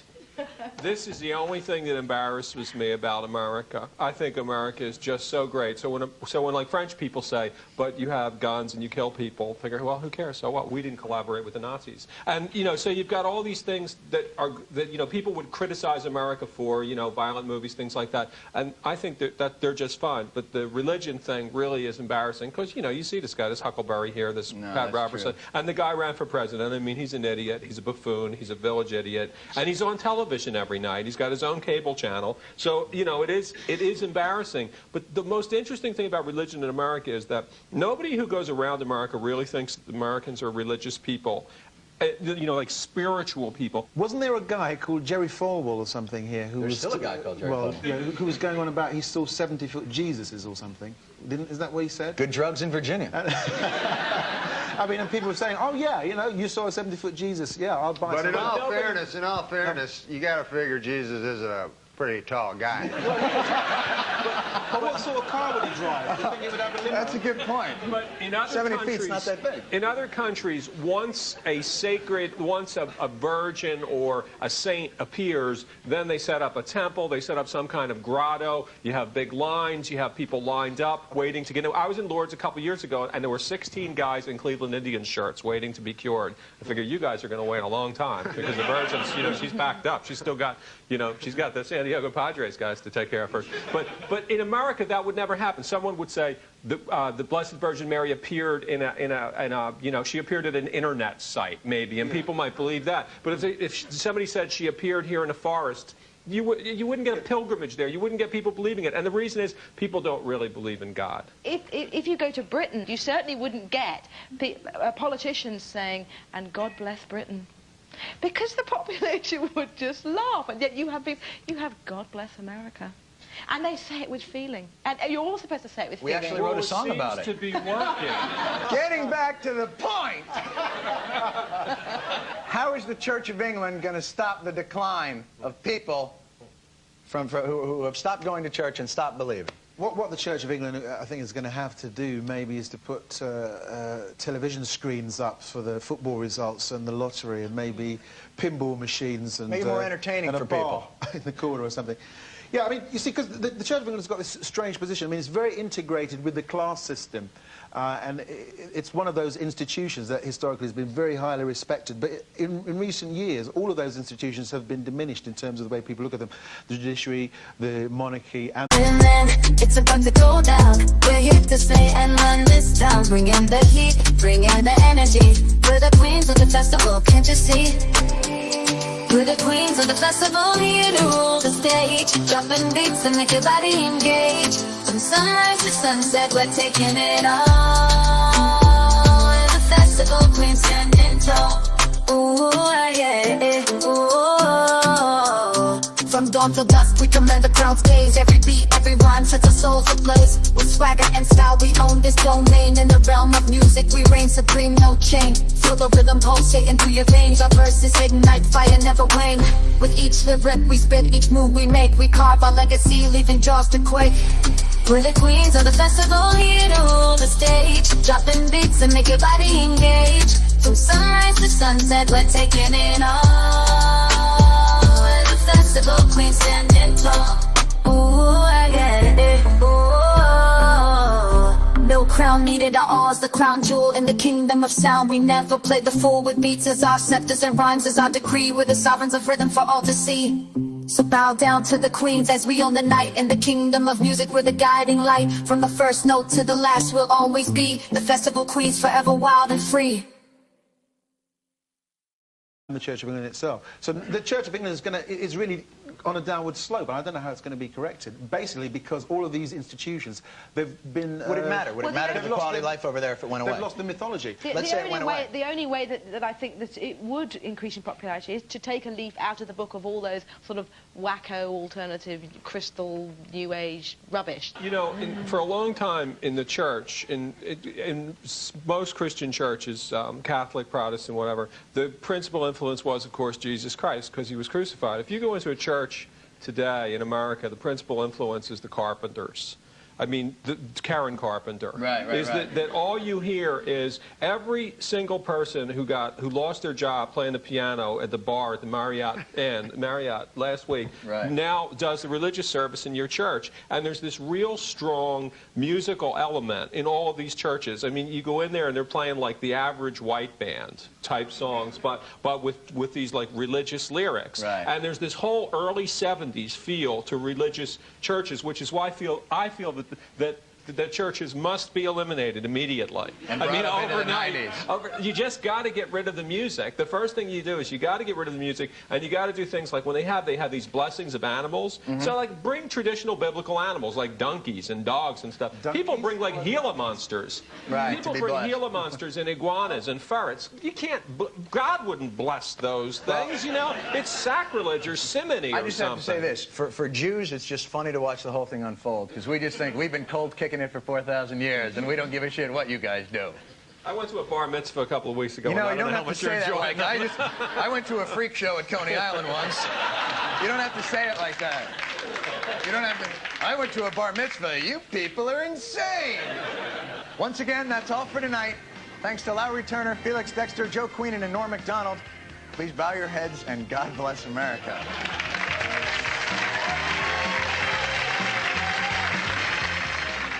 And there'll be more burning issues from both sides of the Atlantic in 2 weeks' time.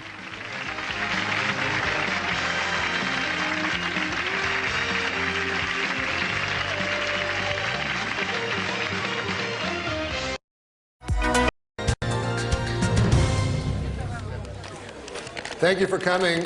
Please turn off your cell phones and pagers. I have a short statement to make.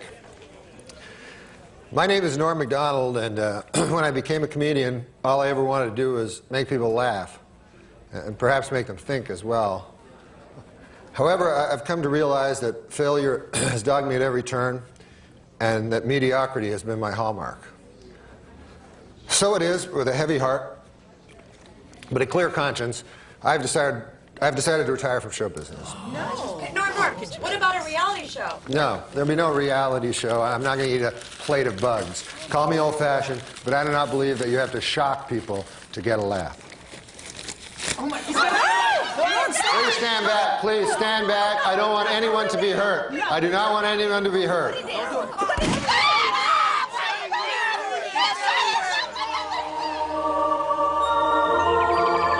Approach this white light.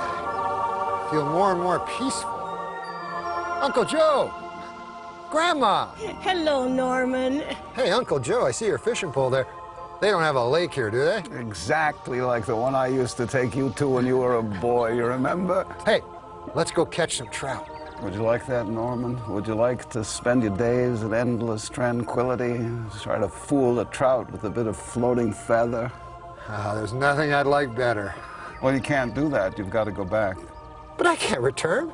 I just shot myself in the head at a press conference. If I go back there now, I'll look like a damn fool. Well, you have to go back. You have some unfinished business. You have to do a comedy show. What? A comedy show? Come on, guys. Have you seen the shows I've done? They suck. Let's face it. I'm just not that funny. Oh, we know, Norman. We know. But you have to go back. You have things you have to do.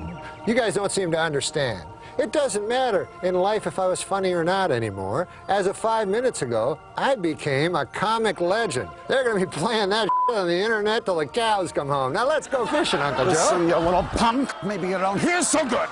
I could be nice. I could be one damn son of a bitch. So you go back there. Do that show. Do that show. Do the show. Get me?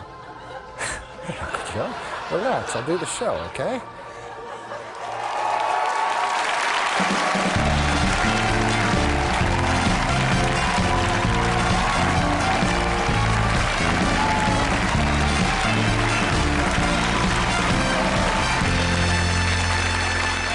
Well, folks, I know you're thinking, you're going, hey, Norm, why are you wearing a crazy getup with some kind of a cave set behind you? Well, here's the thing. Have you heard about these guys that strap themselves with explosives and blow themselves and all these innocent people up? Have you heard of these people? Yeah.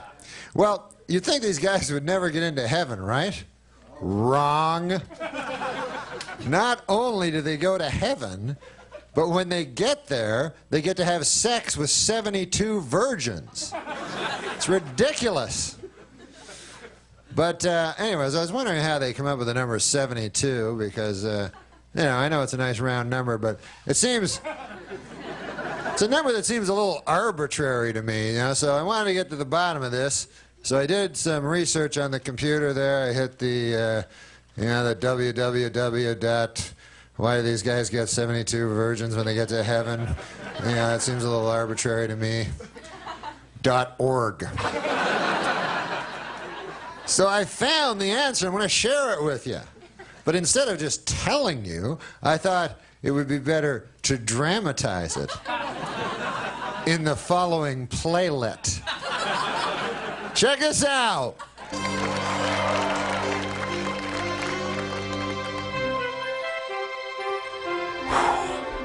Oh, is it hot out there or what?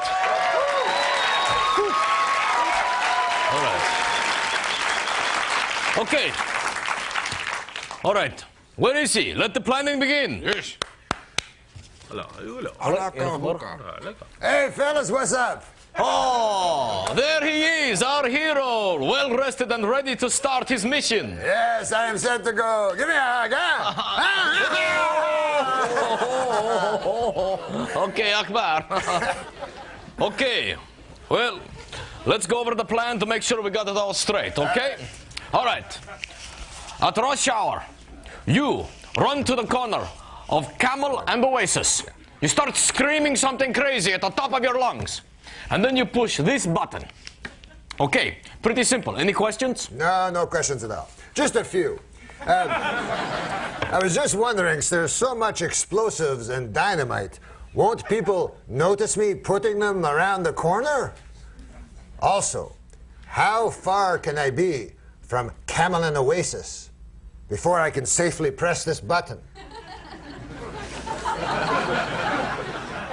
Akbar, don't you remember talking about being a martyr? Oh, yes. I want to be a martyr more than anything. You do know what a martyr is. Of course I know what a martyr is. A martyr is a guy who blows up a lot of people. Then he runs away. He lives into a ripe old age as a beloved hero, enjoying his martyrdom. No, Akbar, that's not exactly what a martyr is. Really? Are you sure? Because I always heard it was a guy who blows a lot of people up and then runs away and lives to a ripe old age. Of course I'm sure. I'm sure of what a martyr is. A martyr is, well, frankly, someone who blows himself up. Well, that last part sounds a little dangerous. Listen, Yusuf, you're a nice fellow and everything, but this is not for me. Look, wait. What if I was to make it worth your while? Huh? Well, I mean, what if I said that I would take care of your children and your wife for the rest of their lives? Oh, no. Akbar is not married. You do not know Akbar. Akbar likes to play the field. As Akbar always says, why buy the cow when you can have sex with many cows for free? Hey, you like that one? Very funny, Akbar. I always heard you're quite a ladies' man. Well, I live in a cave with no running water. I do all right. Wait a moment, huh? Wait a moment.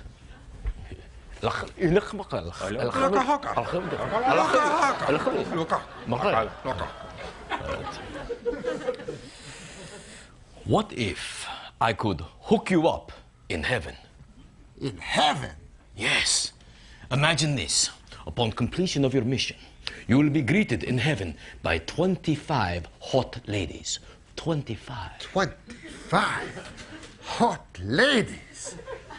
Oh, that sounds... 25 sounds a little low. How about 100? I do it for 100. 100? Akbar, be reasonable. I'm not a magician. All right. 30 hot ladies. That's my final offer. 30? 30 is an insult to me. I consider doing it for 95. 95? You're killing me, Akbar! I'm killing you, that's rich! Let me tell you something, Yusuf. Right now, 91 hot ladies. Or I take my business elsewhere. All right, come on, Akbar. Come on now. What's it gonna take for me to get you into this vest today?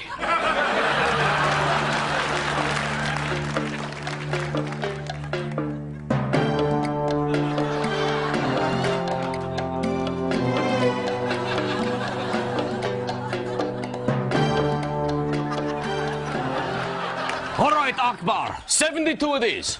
Upon arrival in heaven, you'll be greeted by 72 ladies. Hey, I'll tell you something else. I don't want any whores either, all right? Having sex with all kinds of martyrs. I want virgins. Virgins? Virgins! All right, virgins, 72 virgins, all right. Excellent, excellent. So be it. I'm going to be having sex with 72 hot virgin ladies. Just one more thing, fellas. I just wanted to tell you. I would have done it for 50!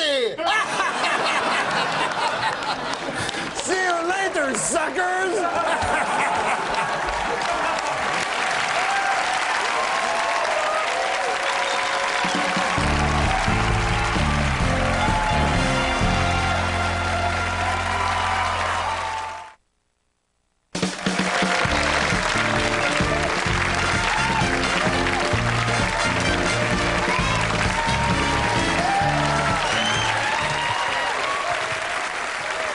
So my wife got me an interesting present for my birthday.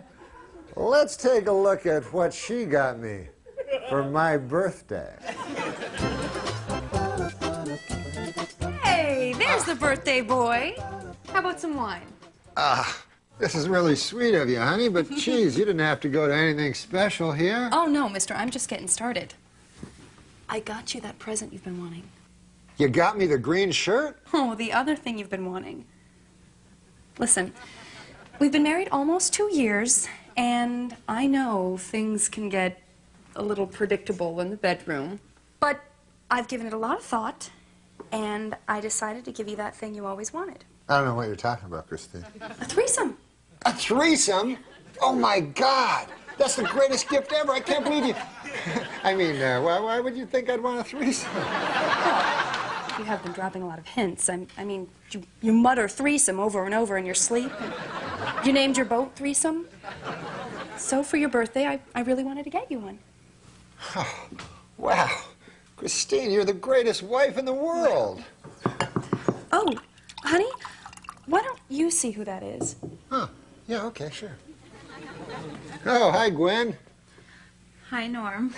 Hey, listen, Gwen, we're kind of in the middle of something right now. You picked a real bad time, so, hey, maybe you can come back tomorrow, huh? Okay. Bye, Gwen. Man, talk about your dumb luck, huh? We're trying to plan our threesome, and Gwen shows up.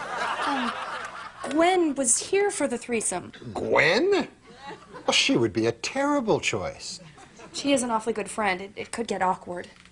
I'll tell you what. I'm going to find us a woman we don't know. Huh? Wait, Christine. You don't understand. You're more than enough woman for me, honey. Oh. So you don't want a threesome anymore? No. I want a threesome. But it's just that when I'm talking about a threesome, I don't want another woman. I want a guy. What? A guy. A dude. A man. A fella. Whoa. Okay. Oh, gosh. You know what? I'm not sure that's something I want to be a part of. Well, why would you be a part of it? Because it's a threesome? Oh, my God, Christine. Do you even know what a threesome is?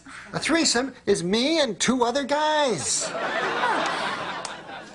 So what am I supposed to do while you're having sex with this 2 other guys? Well, I don't know. Hey, maybe you can catch up on some of that reading you've been talking about. As long as you stay out of that bedroom, okay? Oh, hey, honey, listen, You're not going to just go out and pick any two guys at random there, are you? What do you have in mind? Oh, I didn't have anything in mind. Nothing at all, but just thinking off the top of my head, what about a really handsome guy that doesn't know he's handsome and another guy that looks just like your brother? Okay. Okay, fine. I'm a modern woman, and if my husband wants me to get him 2 gay guys for his birthday so we can have sex with them, that's what I'm going to do. You're the best. Hot diggity dog, I'm going to have sex with 2 gay guys. Gay guys? What the? No, Christine, not gay guys. What do you think, I'm gay? I just want 2 average, ordinary Joes like me to have hot, filthy sex with. These women.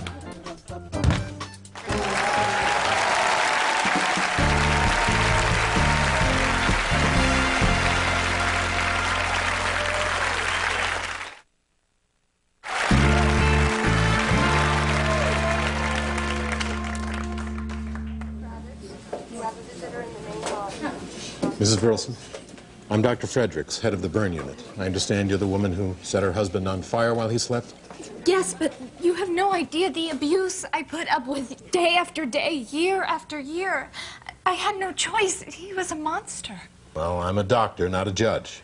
I'm just here to tell you about your husband's status, and quite frankly, it's doubtful he'll ever leave this hospital. Oh, my God. He's been burned over 98% of his body. The 2% that's not burned is a small patch on top of his head, roughly the size of an acorn. That's fine. Is he going to live? He may survive, but will he live? I'm a doctor, not a philosopher. I simply don't have the words to describe the seething abyss of infinite torment in which your husband now lives. Is he in a lot of pain? Well, I'm a doctor, not a poet. But all the morphine that ever was or ever will be would be just a drop of rain in the ocean of your husband's pain. He's in a lot of pain. I have to see him. All right, Mrs. Burleson, as you will, but prepare yourself.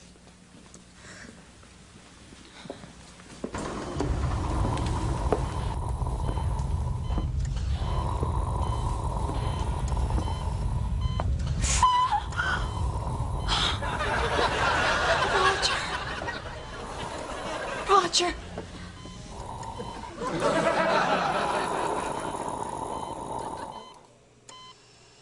You just put the wrong guy, bitch.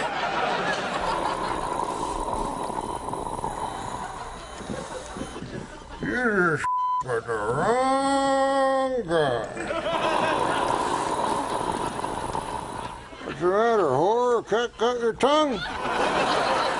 Please, Mr. Burleson, conserve your energy. You think your big boyfriend's gonna protect you, bitch? I don't think so. 'Cause you just put the wrong ovary. You tell you very motherfucking bed. Anybody gonna burn anybody's bed, I'll burn your head, bitch.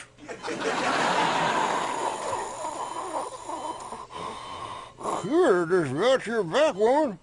I'll tell you that. I got a good mind. I can give you the back of my hand right now, bitch.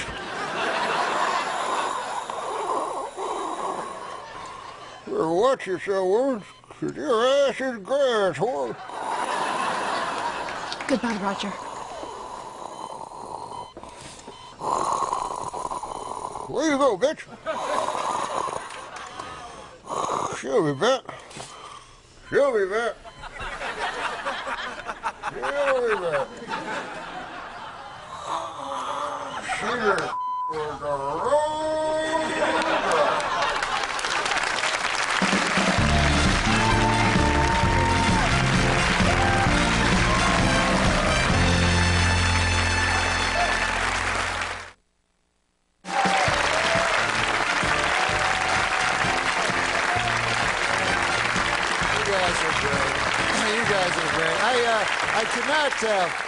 I could not for the life of me figure out how to end the show. It's one of the toughest things to do. But I thought that the coolest ending in the history of television, to me, is 60 Minutes, because it has Andy Rooney. And I don't know if you've ever seen that 60 Minute show, but holy Christ, man, you have to plow through those first 57 minutes of those blowhards talking about Rwanda or some violinist or something, until finally you get to Andy Rooney, which is the only reason you watch the show.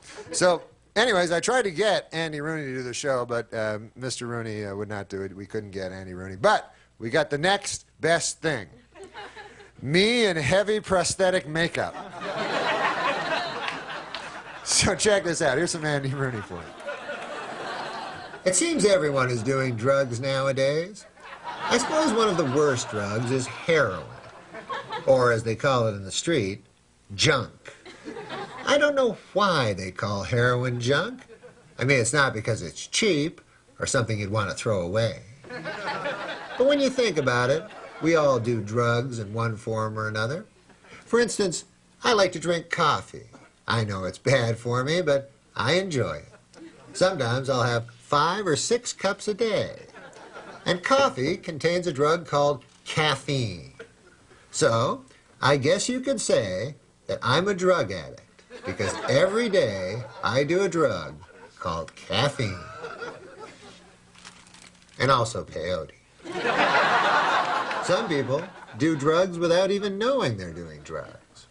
At last year's Christmas party, I put 4 Rufinols into Leslie Stahl's eggnog. Then dragged her up here to my office, ate a handful of peyote, and we had a little party of our own. The next day, she remembered none of it, so it was all just harmless fun, really. When someone thinks too highly of themselves, we say, that fellow has a big head. I remember one time, in the midst of a 3-week peyote binge, I looked over at Morley Safer, and his head was 40 feet wide. I don't know if they have a drug that can cure that. Perhaps 300 cc's of pure adrenaline shot into the underside of his balls. All right,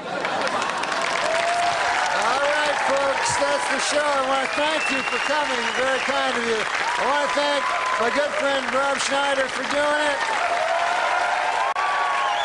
And I want to, that's all the guys I want to thank. Thank you very much.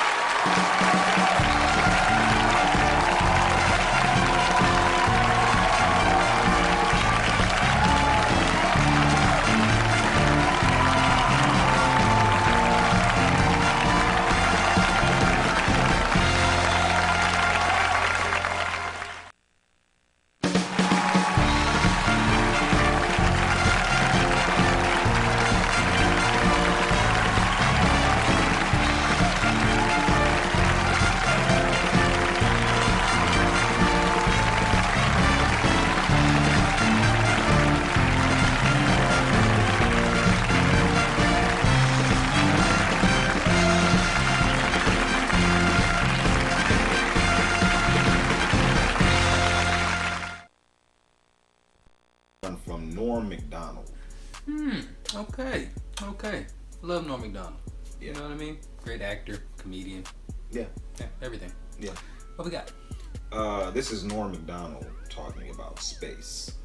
Okay, like outer space. I believe so, yeah. Okay. I don't think he's talking about like the space in between him and somebody else. Probably talking about outer space, most likely. I wonder if Norm believes in aliens and life outside of Earth on other planets. Definitely seems like he would. Yeah. You know what I mean? Seems like he would have an open mind. Yeah. All right, here we go. Norm MacDonald talking about space. Here we go. But I looked on because I like learning on my Wikipedia, and I looked because I was wondering about fame, the nature of fame, because it's changed so much, you know? And when I was young, it was one thing, and now it's a whole different thing. And I was wondering how many people have been to the moon, like have actually walked on the moon. So I looked on my magic telephone, and I found out only 13 or 14 in the entire history of the world. You would think that would make you very, very famous. But no. The last guy who, now you'd think he would be famous for being the last guy to be on the moon. His name was Harrison Schmitt. Now, whoever heard of him? Meanwhile, he goes all the way to the moon, hangs around there for a while, and comes back. He's not famous, but a girl with a giant ass is famous. Now, when I was young, a man who went to the moon was famous. And a lady with a giant ass, you'd go, can you stand over there? Because this is...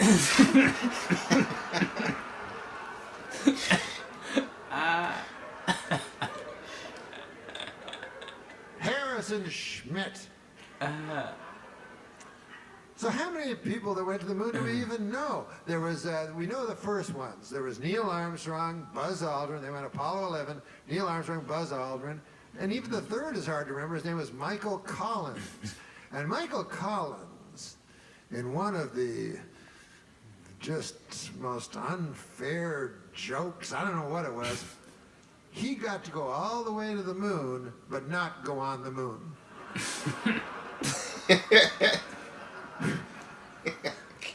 All the way to the moon, and then that little rope ladder, he wasn't allowed to go down. He had to stay in the lunar capsule while Buzz Aldrin and Neil Armstrong went on the moon. And Michael Collins just looking out the window going, are those motherfuckers golfing?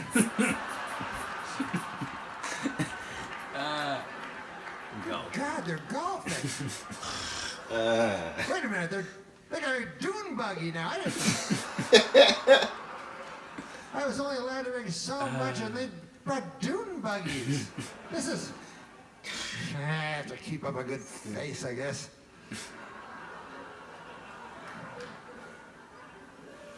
And then Buzz and Neil, I'm sure they were nice guys. They didn't want to hurt Michael Collins, you know. So they probably went back, you know, to the lunar capsule, you know, and Michael Collins was like, what do you think, guys?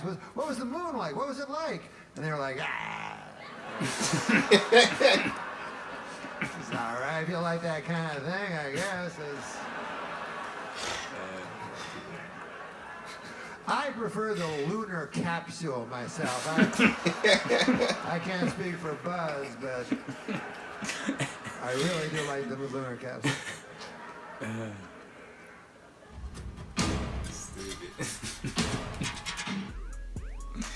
I'd have been pissed off though if I went all that way and wasn't allowed to go on the moon. Definitely, man. Definitely. I'd have just went out. I'm like, you know what? I'm getting my spaceship. Yeah, I'm just going. Open that door. One big step for Ron. You know what I mean? Yeah, man. Couldn't take no. What is it? How long is that trip to the moon? I don't know. Weeks? Months? It's probably weeks. It's not. I doubt it's. I think it's like weeks. Yeah. I think it's like weeks. Weeks. Yeah. That's like. But then some people say we never even went to the moon. Surely. Some people say that the moon was faked. Yeah. Yeah. Really, like the footage, it kind of does look, you know what I'm saying, like fake. Yeah, like, but you know what I'm saying, footage? like the shadows and like it doesn't match up, like the shadows. It looked like a and 1950s movie, man. If I was watching the movie, that's what it looked like. Yeah, it didn't look like real life, did it? I mean, yeah. That's what I'm saying. Impossible to recreate. You know. What I'm saying is we have footage of people like in spacewalks and like that footage compared to like the footage that was taken back then, it just don't add up. Yeah. But you know. How long has it been since somebody's been in the moon? I think like at least 40 years or something. Like in the 70s was the last time somebody went to the moon. Man. It's like, why haven't we been back? Why don't we have bases on the moon? Yeah. Why can't other nations go to the moon?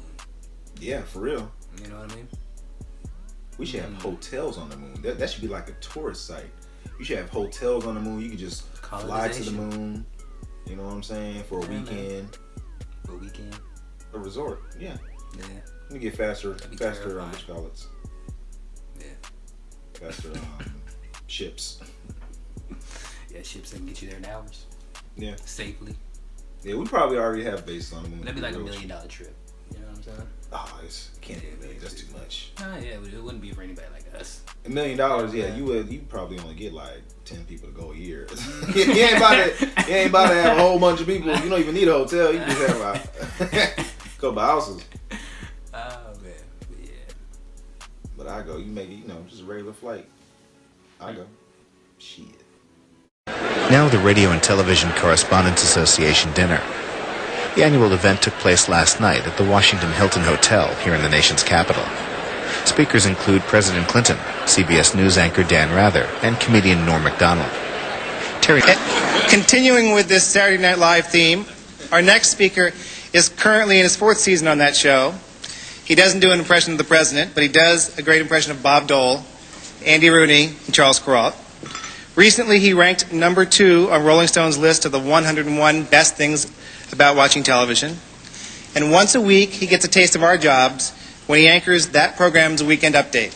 Please join me in welcoming Norm MacDonald.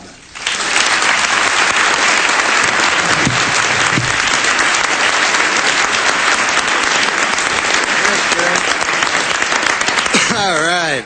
I won't be as funny as that last bit. Just so you know,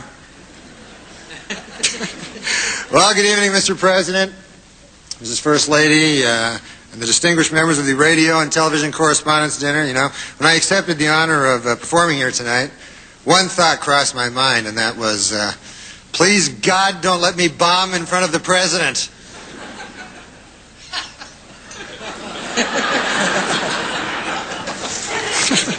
But I'm not worried. What the hell do I care? I worked on all my jokes. I got a lot of help from my joke writer, Don Imus. He helped me a lot. Are you familiar? You know this guy? He's a funny guy. He wrote some jokes. Anyways, the dinner was great. You enjoyed the dinner? We had some salmon. Yeah, it was delicious. It was great. And I thought it was refreshing to see Democrats serve something other than subpoenas for a change. I thought that was nice, I'll be doing some jokes later. I just thought I'd...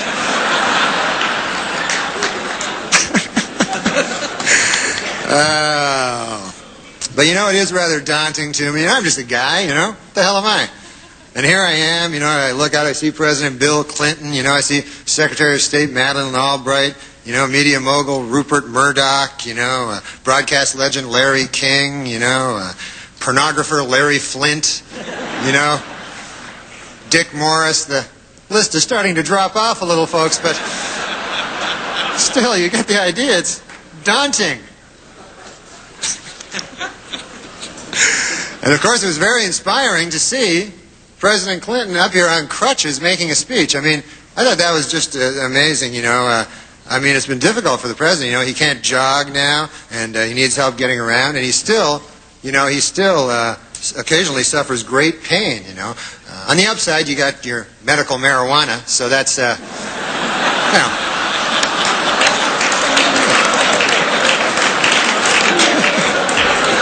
You must inhale, sir. It's the only way you're going to get better. But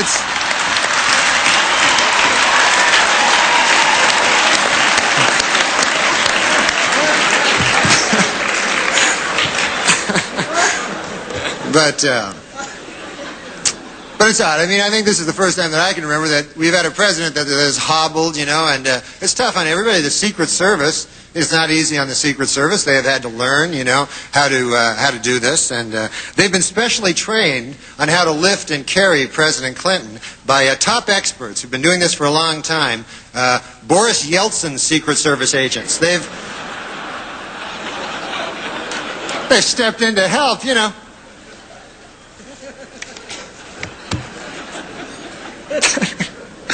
Anyways, excuse me, I'm sorry, folks. Larry Flint and Dick Morris are giving some sort of hand signals to each other over there. I don't know what the hell that's all about, but it's kind of hard to concentrate.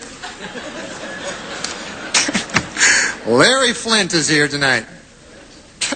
But also present this evening, Madeleine Albright, the Secretary of State. Ms. Albright's been very busy, She just returned from Russia, where she, applied for her? Yeah, Madeleine Albright. She's been very busy. She just went to Russia, where she met with Boris Yeltsin, and they had some talk on NATO expansion. I guess they kind of had a tense meeting, When Ms. Albright came back out, she said, for this I travel 5,000 miles to meet with some drunken Meshuggah? On my worst enemy, I wouldn't wish this. This is...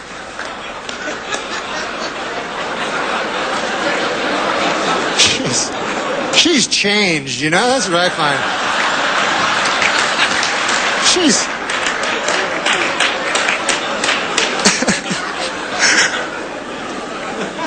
But of course, looking around the room, I also see many distinguished members of the Fourth Estate. I see Brian Gumble is here, and he just signed a multi-year contract, of course, with CBS. And, you know, he took some time off to be with his family after the Today Show. But Bryant, in his heart, you know, is a newsman. And after a few weeks, he realized, you know, that he missed the excitement and thrill that you can only get by making millions and millions of dollars. So...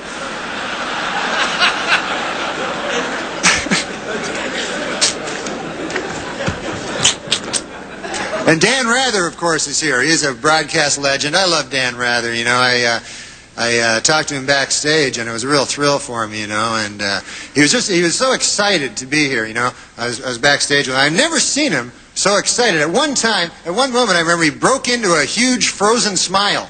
And it was... There it is again. There it is. Take a look. That's the huge frozen smile I'm talking about. We got a lot of power here, a lot of juice. Mr. Rule Arledge is here, of course, the chairman of ABC News, you know, and a lot of crazy stories come out of that division, you know. You know, stories about this person sleeping with that person and all that, you know. Scandal after scandal. And if you heard the latest, I heard this just the other day. There's a rumor that last week, a certain, I don't want to say who it is, a certain gentleman in ABC News, he went to a party and he got really drunk and he ended up having sex with his own wife. I don't know how these rumors get started, but, you know, it's probably just a vicious rumor, really, you know. But as Mr. Arledge knows, of course, TV has become a very tough game. You got to stay competitive, you know. As we all know, ABC's Good Morning America is in a little turmoil, you know, a little trouble, a little rating trouble. And they're considering a lot of ways now, you know, to boost the ratings. And I don't know, I think they're getting a little desperate. I heard that next week Charles Gibson will announce he's a lesbian. I mean, is that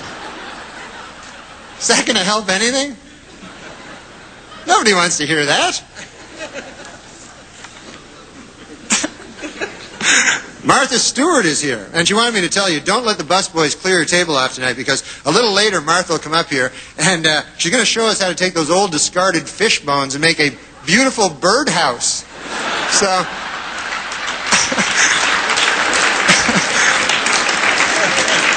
That's nice.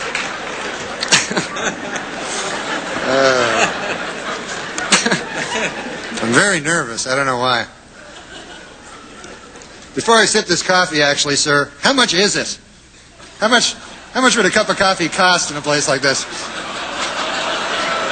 Nothing for you. Nothing. It's free. Okay, great. I didn't want to get, I didn't want to see $90,000 on my bill later.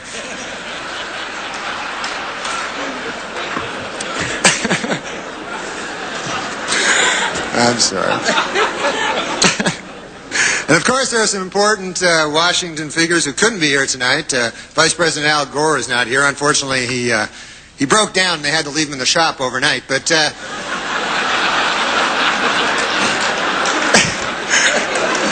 say he'll be all right later. Something wrong with the voice box or something. I don't know what it was.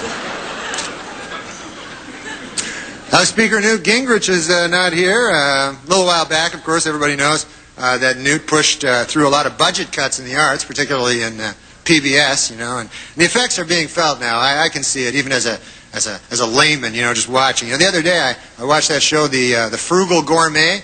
It changed its name to the Cheap Bastard.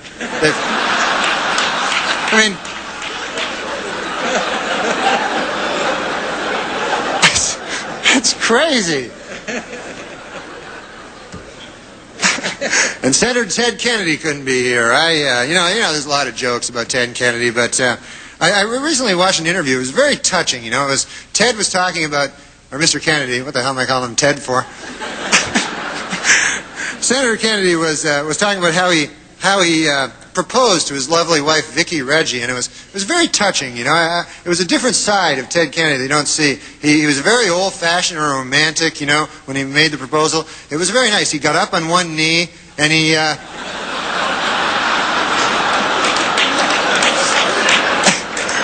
was nice, you know? You hear all the stories, but then you hear something like that, and, you know, it makes you...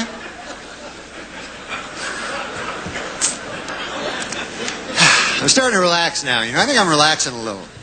And that's not just the booze talking. I think I really am relaxing. It's the Xanax, the Prozac, and the booze talking. But, no, I'm a little nervous, you know? I mean, who the hell am I? But, It's about your friend. Hey, you're not going to believe this, but Bill Maher is giving away the solution to all our problems for free. He is, isn't he? Norm MacDonald died yesterday. Did you know Norm well? Well, not well. No one knew him well. Yeah, no one knew him well. I worked with him. I spent a great deal of time with him, and I feel like I never knew him at all. But huge fan. Mm-hmm. A guy who was not afraid to be too subtle for most people. Uh-huh. That's ballsy. Uh-huh. You know? He did the jokes he wanted to do. I love that. You believe in Lord? I do. You do? Are you religious? I believe in God. I do too. That's as far as I go. Yeah, me too. And I don't need your buddy Bill Maher telling me I'm an idiot.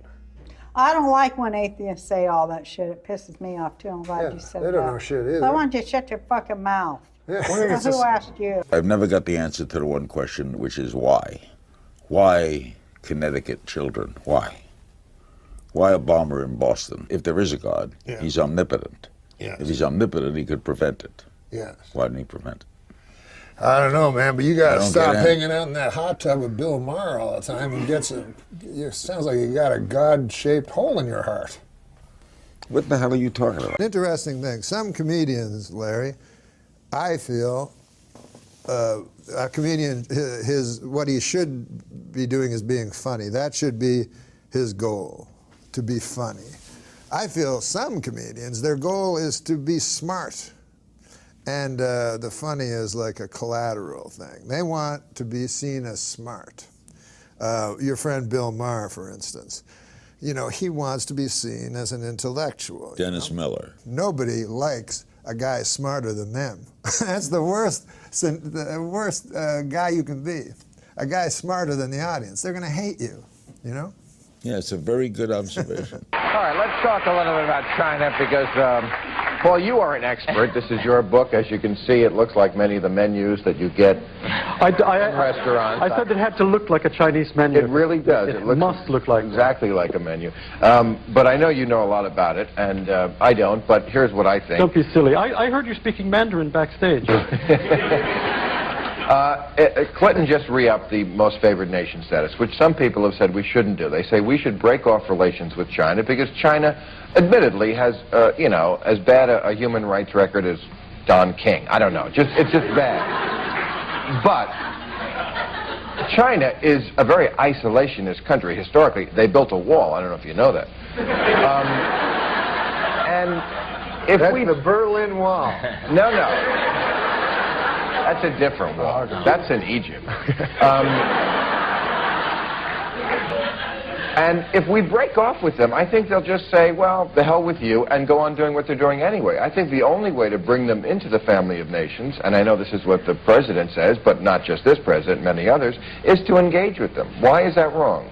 It's not wrong, but we already owe them so much money, we can't break off them. We have so many slave laborers and little kiddies earning 10 cents a day to make tennis shoes that we owe them a ton of money. We can't break off. I mean, they're not. Of course in other we words, can break off. Of course we can break off. First of all, the president himself in 1992 attacked President Bush for coddling the butchers of Beijing. Do you remember that? Well, now that here we are. A campaign. He doesn't just want to extend most favored nation status permanently. He wants to toast them, celebrate them, honor them. I mean, can't we just trade with them? Do we have to respect them in the morning? But the whole world, it's tough. The whole...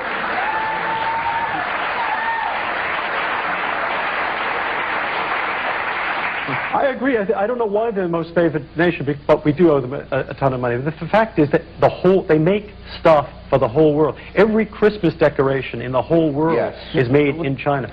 Forget Nikes, you know. Well, that lets you know that the issue is money. Clearly, the issue has to be money. I was telling Ariana, I saw a documentary that really detailed the whole events in Tiananmen Square.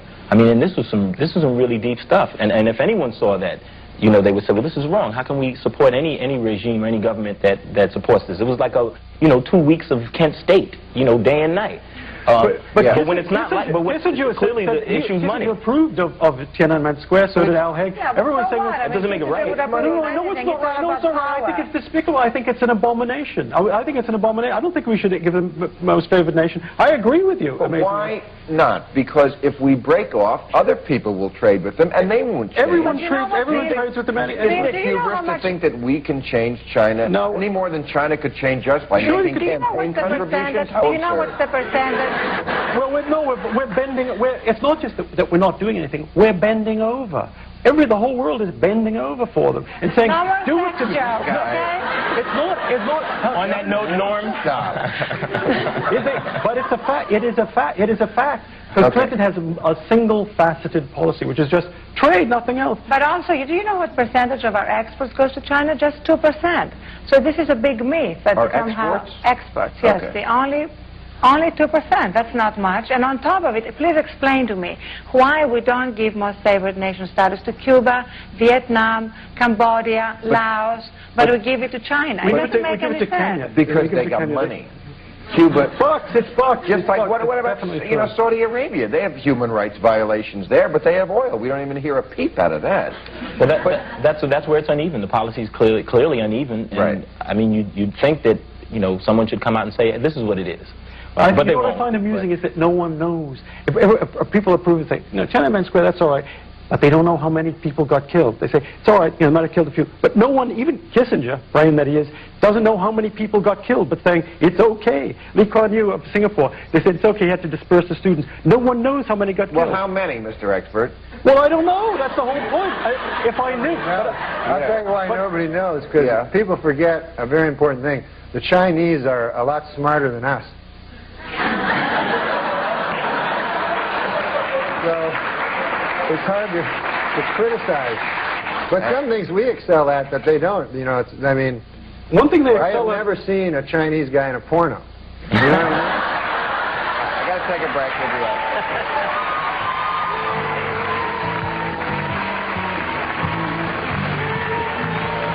back. I was on Politically Incorrect a couple of times, and fuck, man, you have to have an opinion about every goddamn thing on that show. So, or you can just do a little homework and write some jokes. Yeah, but sometimes I remember at the break, like Scott Carter go, enough with the jokes. But I'll never forget it. Like but I'm very unlearned, and so before the show, Scott came in, who was the producer. Yeah, he's been on the show. Yeah. So he said, "What do you think about China and Taiwan?" And seriously, I only know those as words, So I was like, I don't know anything. Like, can't I have another subject? So, anyways, then we get out because he goes because Bill believes this.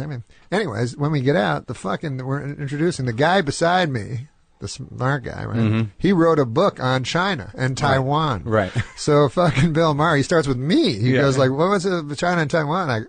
I go, I don't know. I'm fucking ask this guy. What do I know? I'm a nightclub comic. What? Like, that's what made me laugh at that show. Everyone's opinion's equal. Right. Right. Like a nightclub comic and an expert. And then another thing I always found funny about that show is the comedians try to be very serious, and then the serious guys are trying to get jokes. Yeah.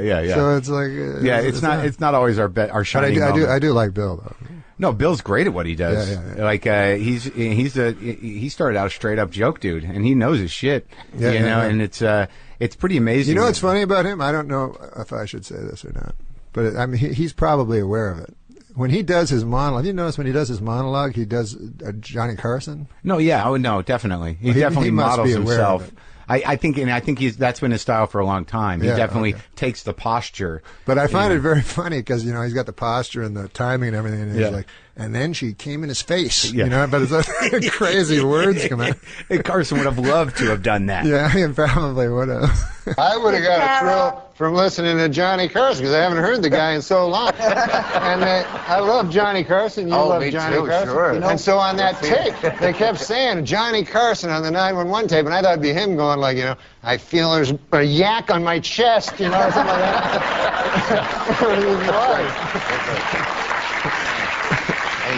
A spider monkey just peed on me. Can we get the paramedics here? But,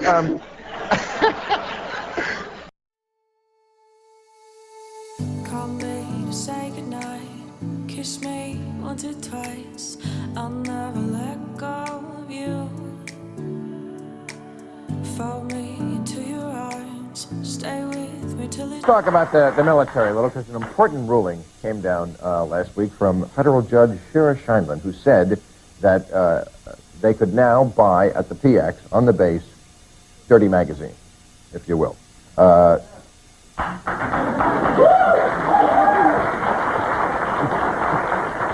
Big military support here. Yeah. It's a big military state. Some deprived military personnel we can see. She also included videos in the ruling saying they were also protected by free speech, although the plots were kind of thin. No. Anyway, it was called the act that she overturned was called the Military Honor and Decency Act, which for years had banned the selling of this kind of material because they said in that act that they thought it would encourage sexual harassment. When now some people are saying maybe the opposite is true. A quick session with the pet of the month, and maybe that soldier is... Yeah. You get sleepy. Don't you get sleepy? What do you mean? You don't want to rape somebody when you're sleepy. Why are you sleepy? Well, after you watch the porno. Listen, I like...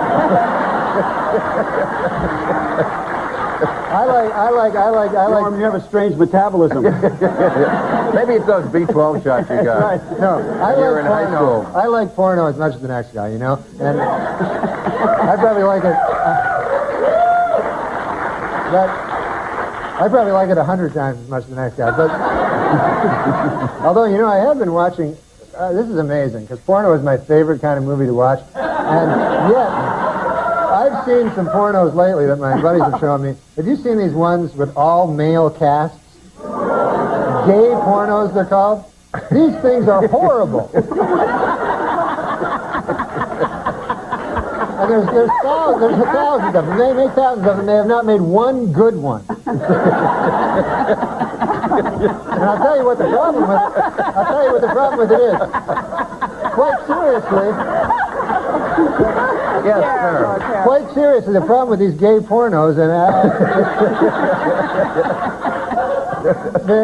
every one guys having sex with each other.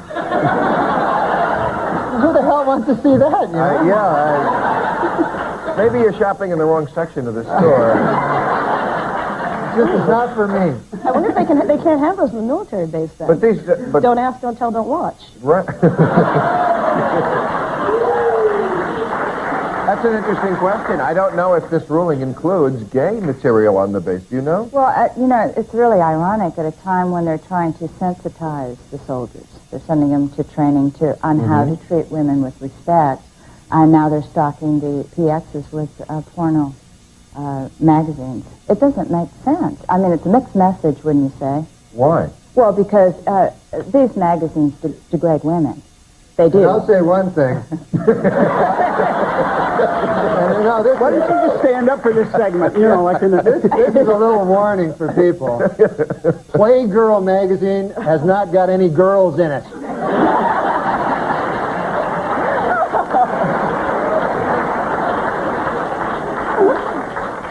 I give up. No, please, this hunk is done.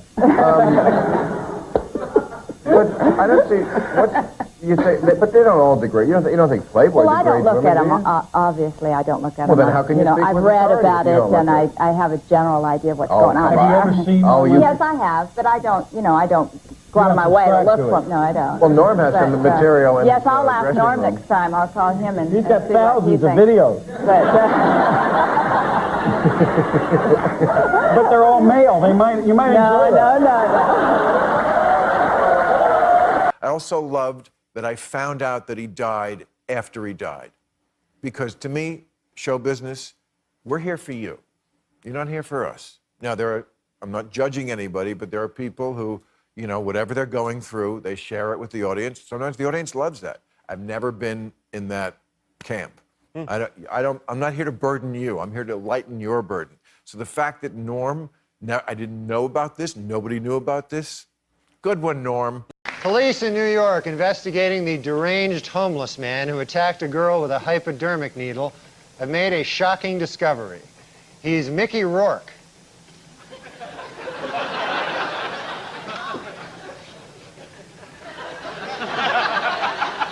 After 30 years of non-stop touring, the Grateful Dead is finally breaking up. Fans of the group, formerly known as Deadheads, will now be called homeless people.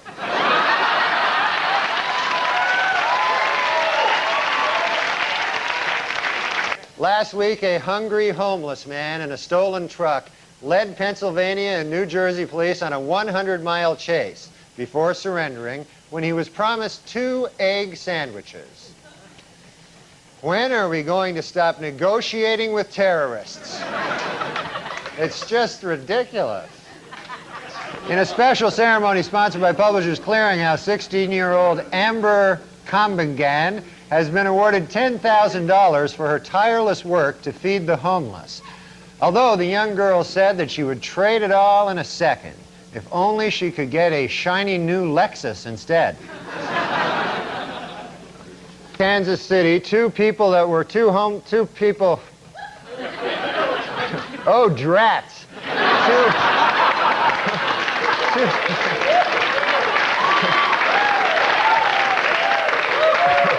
Two homeless people who met at a soup kitchen were married in front of homeless guests at the very same soup kitchen.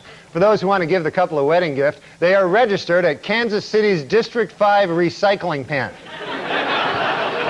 And finally, due to a change in policy, Amtrak employees will no longer be able to kick homeless people out of Penn Station based on the way they look. From now on, they will have to go solely on urine stench. I'm trying to be a better person now. You ever try to do that? I give a guy some money out there, a homeless guy in the street, and this is a kind of odd thing. He had a dog with him. You ever see this? He's a homeless guy, but he's got a dog. That kind of odd there. Guy got no home, you know, but he's got a dog. Yeah. And the dog's really thrilled with this idea, you know. Dog's going, hey, pal, I can do this by myself pretty well here, you know. The longest walk in the world you got me on here. What the hell? What the hell kind of a thing? What the deuce? You know, I don't want to tell you how to do your business, but you got a suit on. I should have a tie. Would it kill you to wear a tie? You know, just come on, make me feel better. No, you know what happened is I had a tie, and on the way here, a dirty homeless bum stole it. No, it didn't happen. No, you look like you're in town on a convention and have decided to go nuts. What? You know, I got kind of a hypochondriac, so when I get sick, I want to find out if I'm going to die, you know, from it. Mm-hmm. And so I try to, like, think, where did I get the sickness? You ever do that? Yeah, you figure out, did I come in contact with some, you know, how did I get it? Yeah, did I get, because I know, like, Ross Abrash, this guy who works up on Saturday Night Live, he was sick last week. I thought maybe I got it from him. Mm-hmm. I remember I ate some shellfish a few days ago. Mm-hmm. And then yesterday, I got stabbed with a rusty syringe by this 80-pound homeless guy.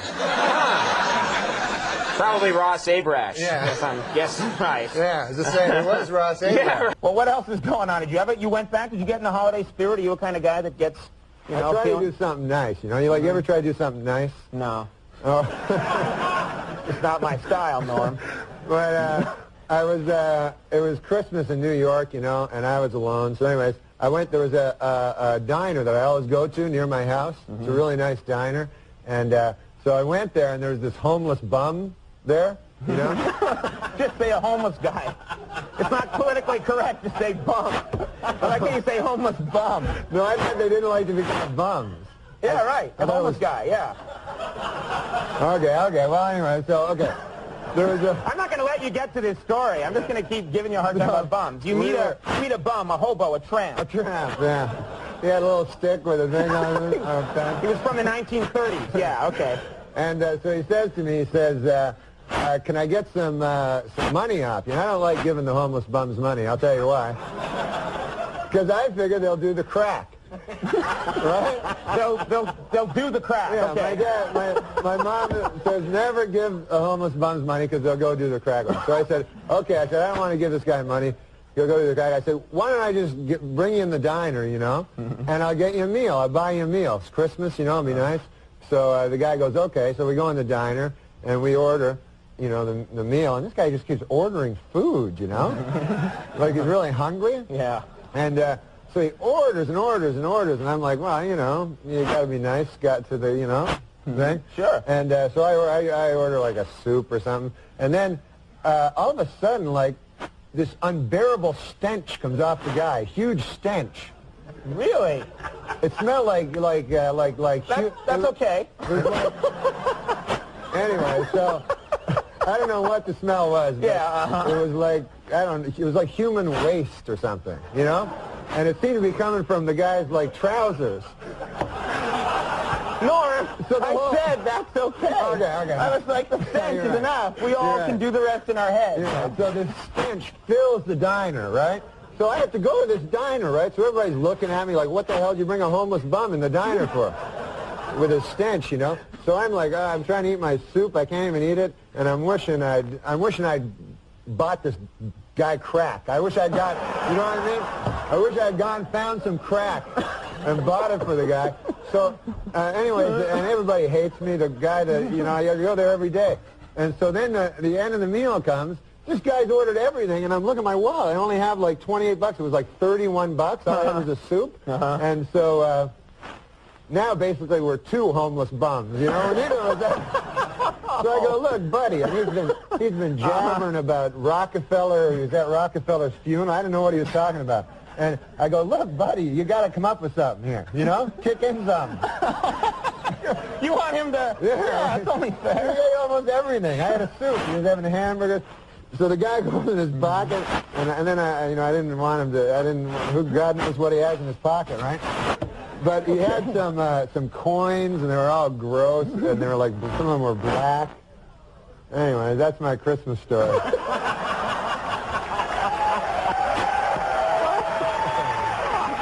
Man, wow! What a young You're a regular Garrison Keeler over here. And some of the coins were black. Good night, ladies and gentlemen. And you close the book and kiss your child good night. That's a nice story. I've been doing stand-up, you know, at clubs and stuff. Sure. And, oh, man, I didn't realize how much, I forgot how much I stunk at it. Like, I'm not good, and everyone hates me. I went to this gig right in town. You ever hear of the Bowery?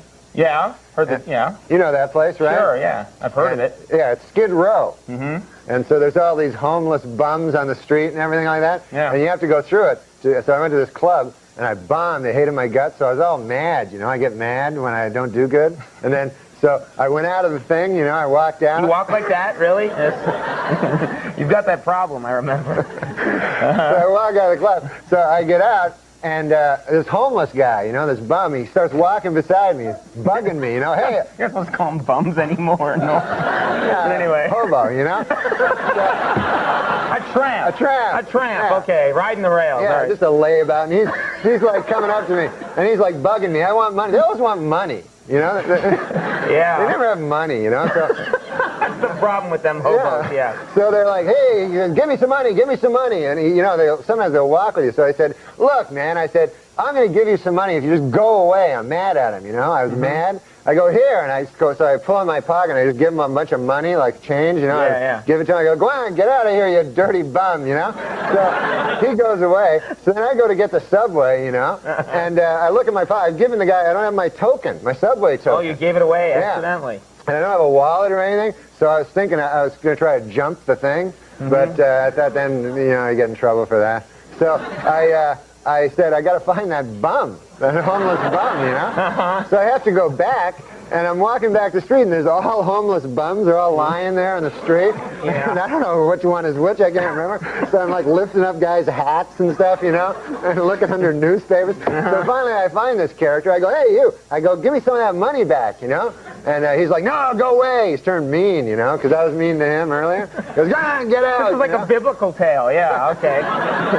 The New Testament. All right, go ahead. I felt sorry for him. He had no place. And so I go, okay, forget about it. And I go to turn around. Then I grab his cup like real quick and I start running. I like how your running is like walking, just turned up like 10 degrees. Okay. So it was great. And then I felt bad though because when I looked through, I had like about $1 more than I gave him. You know? Oh, that's not right. That's not right at all. Yeah. That's terrible. Yeah. Well, sometimes they say if you give, you'll receive more in return. That's the sweetest story I've ever heard. I'm all choked up now. Now I heard also you've been you did a little cross. Probably just down on his luck. Yeah, that's what happens. Why'd you feel you had to throw that in? I don't know. You know. Okay. What was the homeless guy? You started to tell me a story. Oh, yeah, before. I was going to tell you that. I had a homeless guy that in my apartment in New York. You know, I lived in a nice walk-up. It's called a walk-up in New York. There's no elevators. The idea is you walk up, and that way it's easier to get, like, knifed and raped and so forth. We have no doorman, you know. Right. So a lot of times you'll go up, you'll walk up, and then there'll be a guy in the end, and then you run, you know. So anyways, there was a homeless guy that was always in front of my apartment, and I grew a kind of, he'd always be real friendly. They're very, one of the only gentlemanly people left are the homeless, I find. Really? They're very nice to you. They're like, sir, they call you sir, you know, and you could be anybody, but they're like, sir, could you find it in your heart to give me $1? And I always give the guy, every day, I give the guy $1. I think he was saving up for crack or something, so I would give the guy $1. And with the price of crack, you know, you got to give him $1. You got to give him $1. Anything that helps out. So one day there, Jay, I decided to get some delicious Kentucky Fried Chicken to eat. You know, I love that stuff. And I buy my Kentucky Fried Chicken, and this is what happens when I'm in the Kentucky. This is another thing, but when I was in the Kentucky Fried Chicken place, I guess I hadn't been there for a while, right? So I go, hey, man, can I get some of that Kentucky Fried Chicken? So they give me that thing. I go, hey, why don't you throw in some potato salad? The girl behind the desk, she goes, potato salad? Where have you been? But anyway. I guess they don't serve potato salad. They don't have it anymore. Yeah. No. So I get my Kentucky Fried Chicken. I go, man, I'm going to go home, eat this Kentucky Fried Chicken, maybe drink a cup of beer, you know. And that's a good evening for me, you know. So I get home with my thing of Kentucky Fried Chicken. I go up, and the homeless guy's there. I don't have $1 for him. I spend it all on the Kentucky Fried Chicken. So I get up, and I open my Kentucky Fried Chicken. Goodness gracious if they haven't given me 7 pieces instead of my 3 that I ordered. Oh. You know? So I figure, hey, I can save this, right? But I figure, hey, you know what would be nice if I gave the homeless guy the other 4 pieces of chicken, right? And then I thought, I better keep 4. It's not fair. He gets 4, I get 3. So, you know, I'm a guy with a home, you know? Right, you got a home. Yeah, so I say, I'll keep 4, I'll bring this guy 3. He'll like that, and I'll give him a couple of beer, you know? So I come down, and I give the guy a couple of beer there, the 3 pieces of chicken, and he's, thank you, sir, thank you very much. And so he's eating them. Then I lock myself out. I forgot my key. I'm locked out of the apartment, you know? So I have to phone a locksmith, and I'm just standing around with this homeless guy, you know? So I say, hey, listen, give me a piece of chicken there, would you? And this guy, he goes like this, he goes, get your own chicken.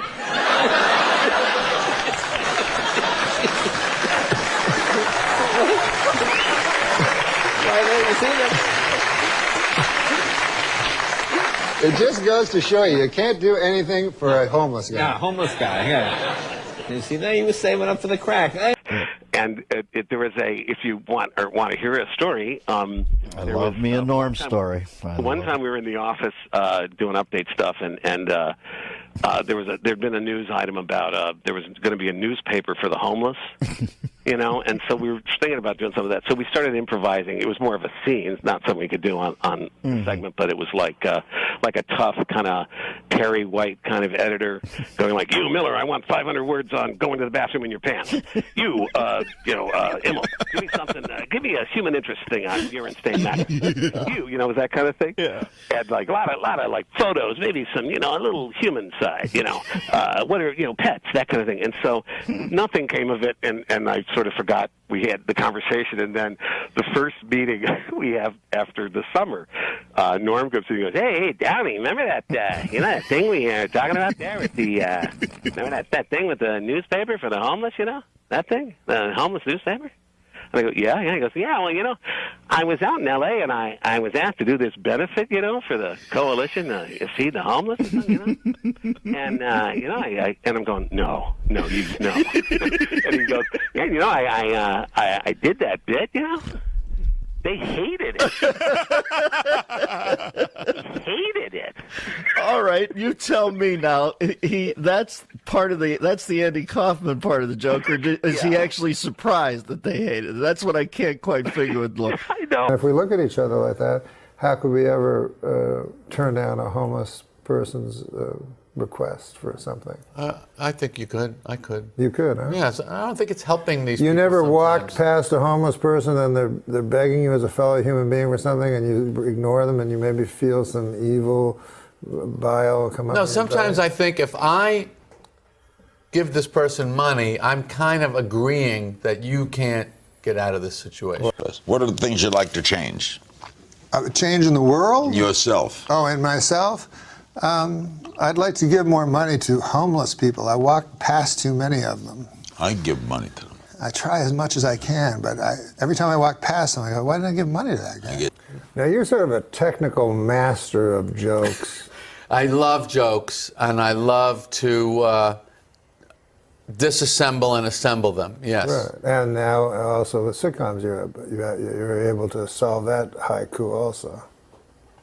Oh, after a while, we figured out what worked on our show, yes. And have you ever considered publishing a book that tells all that how-to book? No, but I have considered some way to pass along what I have accumulated. I don't really know how to do it. Do you have any ideas? Well, perhaps you could executive produce a show with Sebastian Mancow as the star. I could do that, yeah. And well, what fun is that, though? Where's the fun part for me? Well, no, there's no fun for you. There's no fun for me. No, that's true. But what's the fun for you in giving a homeless guy spraying a handful of quarters and watching him dodge in and out of traffic? No, but I'm saying there's... That question answers itself.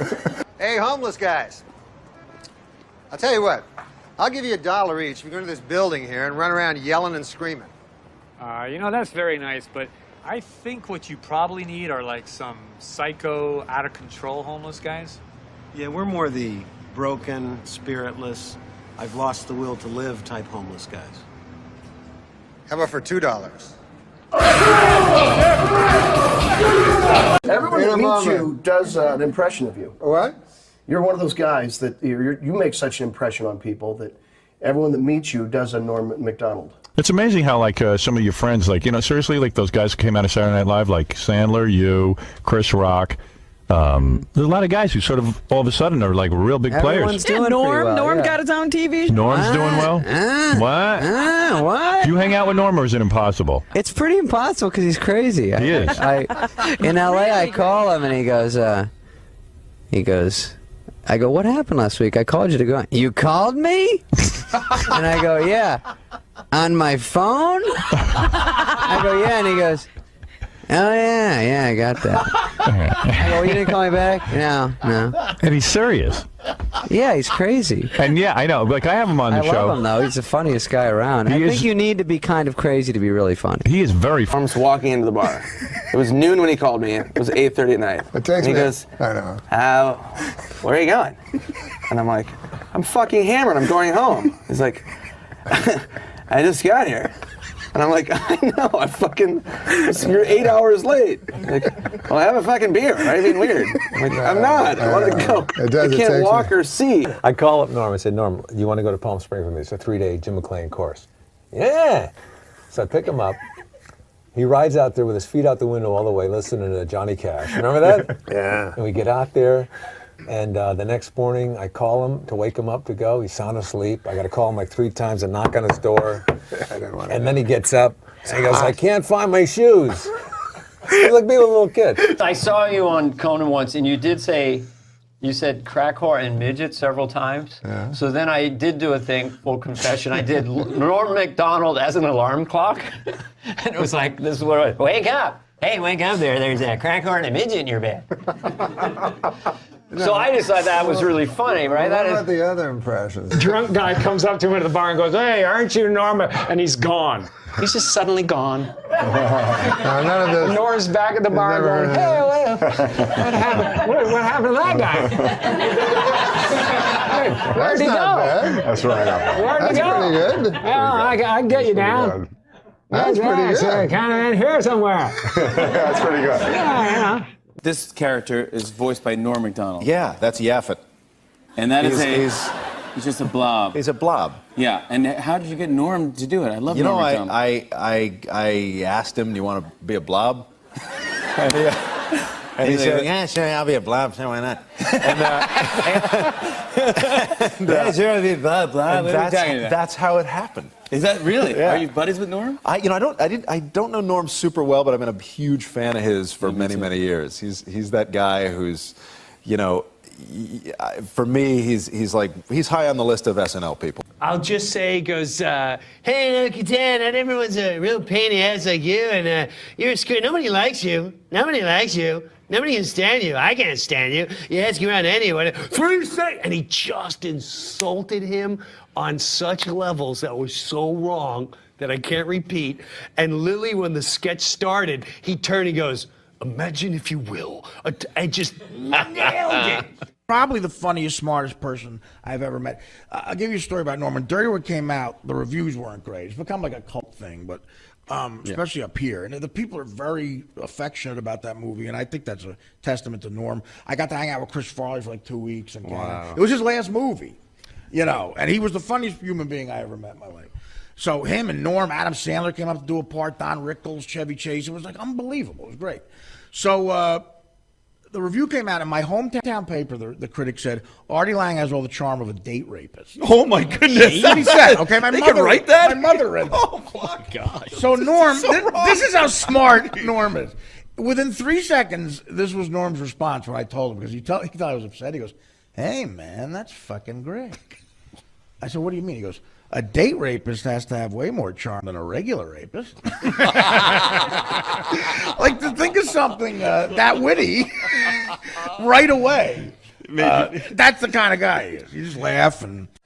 Norm's one of those guys, he'll write something, it's a really funny joke, but also let you realize he's a sick fucker. It's like he said, yes. You ever find yourself, one of his Norm's bits, which I just thought like, I fell off my chair, and he said, you ever find yourself lying, telling a lie, and you're halfway through, you realize, wait a minute, there's no possible way I could benefit from this lie. Why am I lying? Saying, hey, did you see Avatar? Yeah. To me, that's just a monster. Yeah. That's a twisted mind. Yeah, he's If you want to hear a story, I love me a Norm story. One time we were in the office doing update stuff, and there'd been a news item about there was going to be a newspaper for the homeless, and so we were thinking about doing some of that. So we started improvising. It was more of a scene, it's not something we could do on the segment, but it was like a tough kind of Perry White kind of editor going like, you, Miller, I want 500 words on going to the bathroom in your pants. You, Immel, give me something, give me a human interest thing on urine stain magazine. You, was that kind of thing? Yeah. And like a lot of like photos, maybe some, a little human side, what are, pets, that kind of thing. And so nothing came of it, and I sort of forgot we had the conversation. And then the first meeting we have after the summer, Norm comes in and goes, hey, Downey, remember that, that thing we were talking about there with the, remember that thing with the newspaper for the homeless, that thing, the homeless newspaper? And I go, yeah. He goes, yeah, well, I was out in L.A. and I was asked to do this benefit, for the coalition to feed the homeless, and, and I'm going, no. And he goes, yeah, I did that bit, They hated it. Hated it. All right, you tell me now. That's the Andy Kaufman part of the joke, or is he actually surprised that they hated it? That's what I can't quite figure with Norm. I know. Well, you know what? I like Norm Macdonald. Let's give him the money for the I week. didn't even know he had a podcast. Oh yeah, dude, Norm Macdonald. Did you see him on Conan telling that moth joke? No. Yeah, you got to see it. No, I haven't. Dude, you know how many comics out there don't give a fuck, but kind of still do. You have to kind of still do to eat. That guy Norm truly doesn't. He's so fucking funny. One of my best opening monologue jokes ever. Did you ever see? Remember that whole thing when he was doing Weekend Update and they told him to make it funnier. So he didn't. He just was more Norm the next week. So eventually, of course, he gets fired. So then he goes off into the Hollywood world. He's got a TV show or a hit movie or some shit. So now they bring him back to guest host on SNL. And I'm going to butcher this, but he kind of came out. He's like, yeah, so, people know I got fired from this show. So now they got me back hosting, which means either I got a lot funnier or this show sucks. That's what he opened up with. And I know that wasn't approved. Sorry for the bad Norm. I'll have Jay Moore on to make up for it. That was a great Norm. Norm, listening to Norm on Stern or anything, any podcast, listening to, I don't know if you remember when Charles Grodin would do Letterman, and just knowing he's going on there, that it was always a fucking great show. Oh, yeah, that's and what people didn't get that he was fucking around. Yeah, that's amazing. how Norm is anytime. If Norm's the guest, I'm fucking. Hey, now listen, did I hear some rumble that Brother Sandler sent out Maseratis to the cast of Grown Ups? Did you reap the benefit? First of all, let me just say one thing. Nothing's better than Nancy Pelosi Augustus reference. Pelosi Augustus. I'm still swooning over that one. Yeah, Sandler gave Maseratis to Spade, Schneider, Kevin James, Chris Rock, all of whom need one, by the way. Very bad. But Exactly. What'd you get? bitterness, but me and Norm Macdonald, yeah, we're splitting a zip car. And you split a zip car with Norm. It's like having one of those, those Christmas trees the drivers have that smells like North Slope Sensimilla. Yeah, this car, I don't know, they must have been smoking pot in here or something. Norm cancels on us once every 2 weeks, and I almost enjoy it more than him showing up at this point, because he always wants me to talk to some ventriloquist puppet that he says is on the phone. A Holocaust tonight. What has happened to Norman? And then when he sees she's going to go, how come you never have me on your show? Nope. We tried to get you on. What? Nobody funnier, though. I mean, you got to give it to him. Nobody funnier. That guy, if I'm in a room with him for 10 minutes, they got to put the paddles on me because I flatline from. Now, what if Norm Macdonald Oh, my God. tried out for the Floaters? Well, wait, are we down a member? How did I get here? Who Norm, left? we want a Canadian. I'm Norm Macdonald. This is take 2. Now I guess it's 2A or 3 now, Yeah, you're getting mired in this, Norm. I think you're Floaters. You're up in your head. Just speak from your heart. Oh, you want me to let it flow? Float, yeah, float. All right. I'm a Sagittarius. My name is Norm. That's short for Norman. And I like a girl with like a really big butt. You met Trump recently, is that I right? met Donald Trump at a Is this a true story? Yes. Or is this one of your, he has a farm and a goat comes by? Because I'm not putting up with that shit. Yes. Oh, yeah. I saw Trump. Trump. He had a farm. He said, I want you to meet my donkey, he said. And I was like, well, Mr. Trump, I know you're running for president, but tell me more about this here donkey. Well, he says, if you want to see the donkey, you got to first meet my 3 daughters. Now, the first one's shy, the second one's sexy, and the third one has 1 leg. I'm making all of this up. I know. But this is exactly what you do. At the end.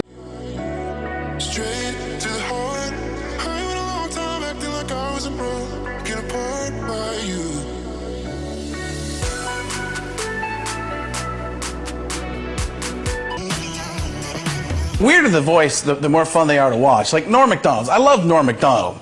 Great comedian. But he's if you don't know who he is, he's the guy who's the theory. Who needs a punchline when you have the word crack whore? See, I said that there. Oh, God, I just said it there, Is it offensive when I do you to you? No, you do it. You do It's it nice. exaggerated. It depends. Like some people. All my impressions Some are people like Like Frank Caliendo, he puts a comment in there. He's like, See, I don't. No, I don't see that. He's like, well, why you don't need a punchline if you say crack or I'm like, well, that's more of a comment, right? I can do an impression of myself. Yeah. Hey, what's going on? Hey. That's the I've never heard you say that. Hey, what's going on? Hey, what's going on? Sounds like you doing an impression of Brewer doing an impression of you. Hey, Dave Jigman, Two bears, one cave. One of the craziest little things. I don't know if you knew this about Norm, but I learned. I mean, when he was alive, and I was like, "What?" Is he didn't drive. He lived in Los Angeles, and like having a car in Los Angeles is like just a staple of like. And so one time I was doing Irvine, and Frank was like, "Oh yeah, we got to send the car to get Norm." I'm like, "What do you mean? Like he gets car?" Like I was like, "Oh, celebrity car service." He's like, "Oh no, he doesn't have a car." I'm like, "What?" He goes, "He doesn't drive." I'm like, "What are you talking about?" I go, "What about in LA?" He goes, and this is like before Uber. This is like more than 10 years ago. I'm like, what if he needs to I just couldn't. I'm like, but it's LA. Yeah. Like we all have cars. And he's like, not Norm. His life was kind of contained in the blocks that he lived in. And then if he had to do something, he had to call someone or somebody had to pick him up. He just was like, nah, I don't drive. So did you open for him? No, well, I'm trying to think. I hung out with him a couple times. The Irvine one was the time I got really high with him.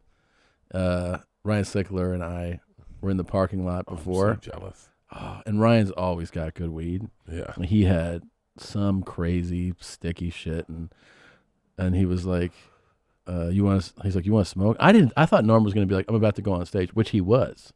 And he was like, yeah. I was like, you're going to smoke right I was like, you're going to smoke right now? Because that was like so scary to me to get that high right before. He packed this bowl. Norm hit it, took a monster hit. I watched him take a monster hit off of coughed Rogan one time. So hard, tear came down his face. You know, like when you're coughing that hard. And I was like, this is going to be bad. You know? I took a hit because I was watching him. We weren't performing that night. And the show's already started. And I had that, like, you know, that anxiety like of like a 5-year comic, and he's a 30-year guy at the time. Yeah. I'm like, don't you got to get in there? He's like, huh. You know. I'm like, how, you gotta get in there? It's all I could think about. I was like, you got to get in there, man. Yeah. And he smoking, talking, told me, I asked questions. I asked about dirty work, you know, and working. I go, that scene with Rickles and Artie, you know, and he told me the whole story, which was like a great story. Great story. How they couldn't fucking get the take because they all kept breaking and laughing. Yeah. And they only had Rickles for a few hours. Yeah. Because, like, you know, that's just how it is in movies sometimes. So you got this guy for like 8 hours today. They got the usable shot that they use in the movie at like the 7th hour. Because he kept roasting them and they were just falling apart, you know? Yeah. And then they had him again like a week later for another scene. And that's the time that Frank Sinatra was dying in the hospital. And Norm had said he goes, so he comes for that second time when we're shooting with him. I knew that Frank was dying in the hospital. Yeah. So I just went up to Rickles and I go, hey, I am really sorry about Frank. I know he's a good friend of yours. And he said, Rickles, like, yeah, I was with him in the hospital yesterday, you know, and I telling him that I loved him, and he was all like that. And I was like, and then Norm was like, oh my God. But that's Rickles, you know, like Rickles mocking his dying friend. And then I thought I'd tell you this. We walk from the parking lot into, this is the old Irvine Improv. Yeah. We walk in the front, and then there's the showroom doors, and then there's the pathway down. Dude, it's like a movie. We walk in the front doors, and then those showroom doors open. And as the showroom doors open, they're like, Norm MacDonald. He's got on this leather blazer on, and he's holding a Coke, twist-off Coke. Yeah. And he just walks up there, and you know, place goes nuts. It was packed. And he's like, yeah, you know, some people drink Sprite. It's fucking gross. And he just fucking like talking like that, like just off the top of his head about how gross Sprite is, and murdering. And then Ryan and I are in the back. We're like, holy shit. And we're like, we're so high. He's got to be so high right now, so high, and he's up there just killing, man. He was the best. I mean, it's hard. It stinks when you lose all three of them at the same time. Oh man! Because do you know what? I got to tell you this. What this Canadian promoter told me. They go, I forget who it was, but somebody who you probably know too, that has worked in comedy all these years. And they go, coming up when because Norm started in Canada, he's Canadian. Yeah. They go, whenever he killed in these early years, working a weekend at Yuck Yucks or something. Yeah. When the show was over, he'd just hide, or he'd just go in the green room and sit there. But if he bombed, which Norm is the kind of comic who, like every other show, because he literally he just didn't care. He really didn't care. He really didn't care. People say that and they're lying. No, he really genuinely didn't care. I mean, watch his roast, watch his talk show appearances. He doesn't give a fuck. When he bombed, which was like semi-regularly, he would wait in the hallway to shake audience members' hands so that they had to see him again. So they're leaving. He's like, how you doing? Hi.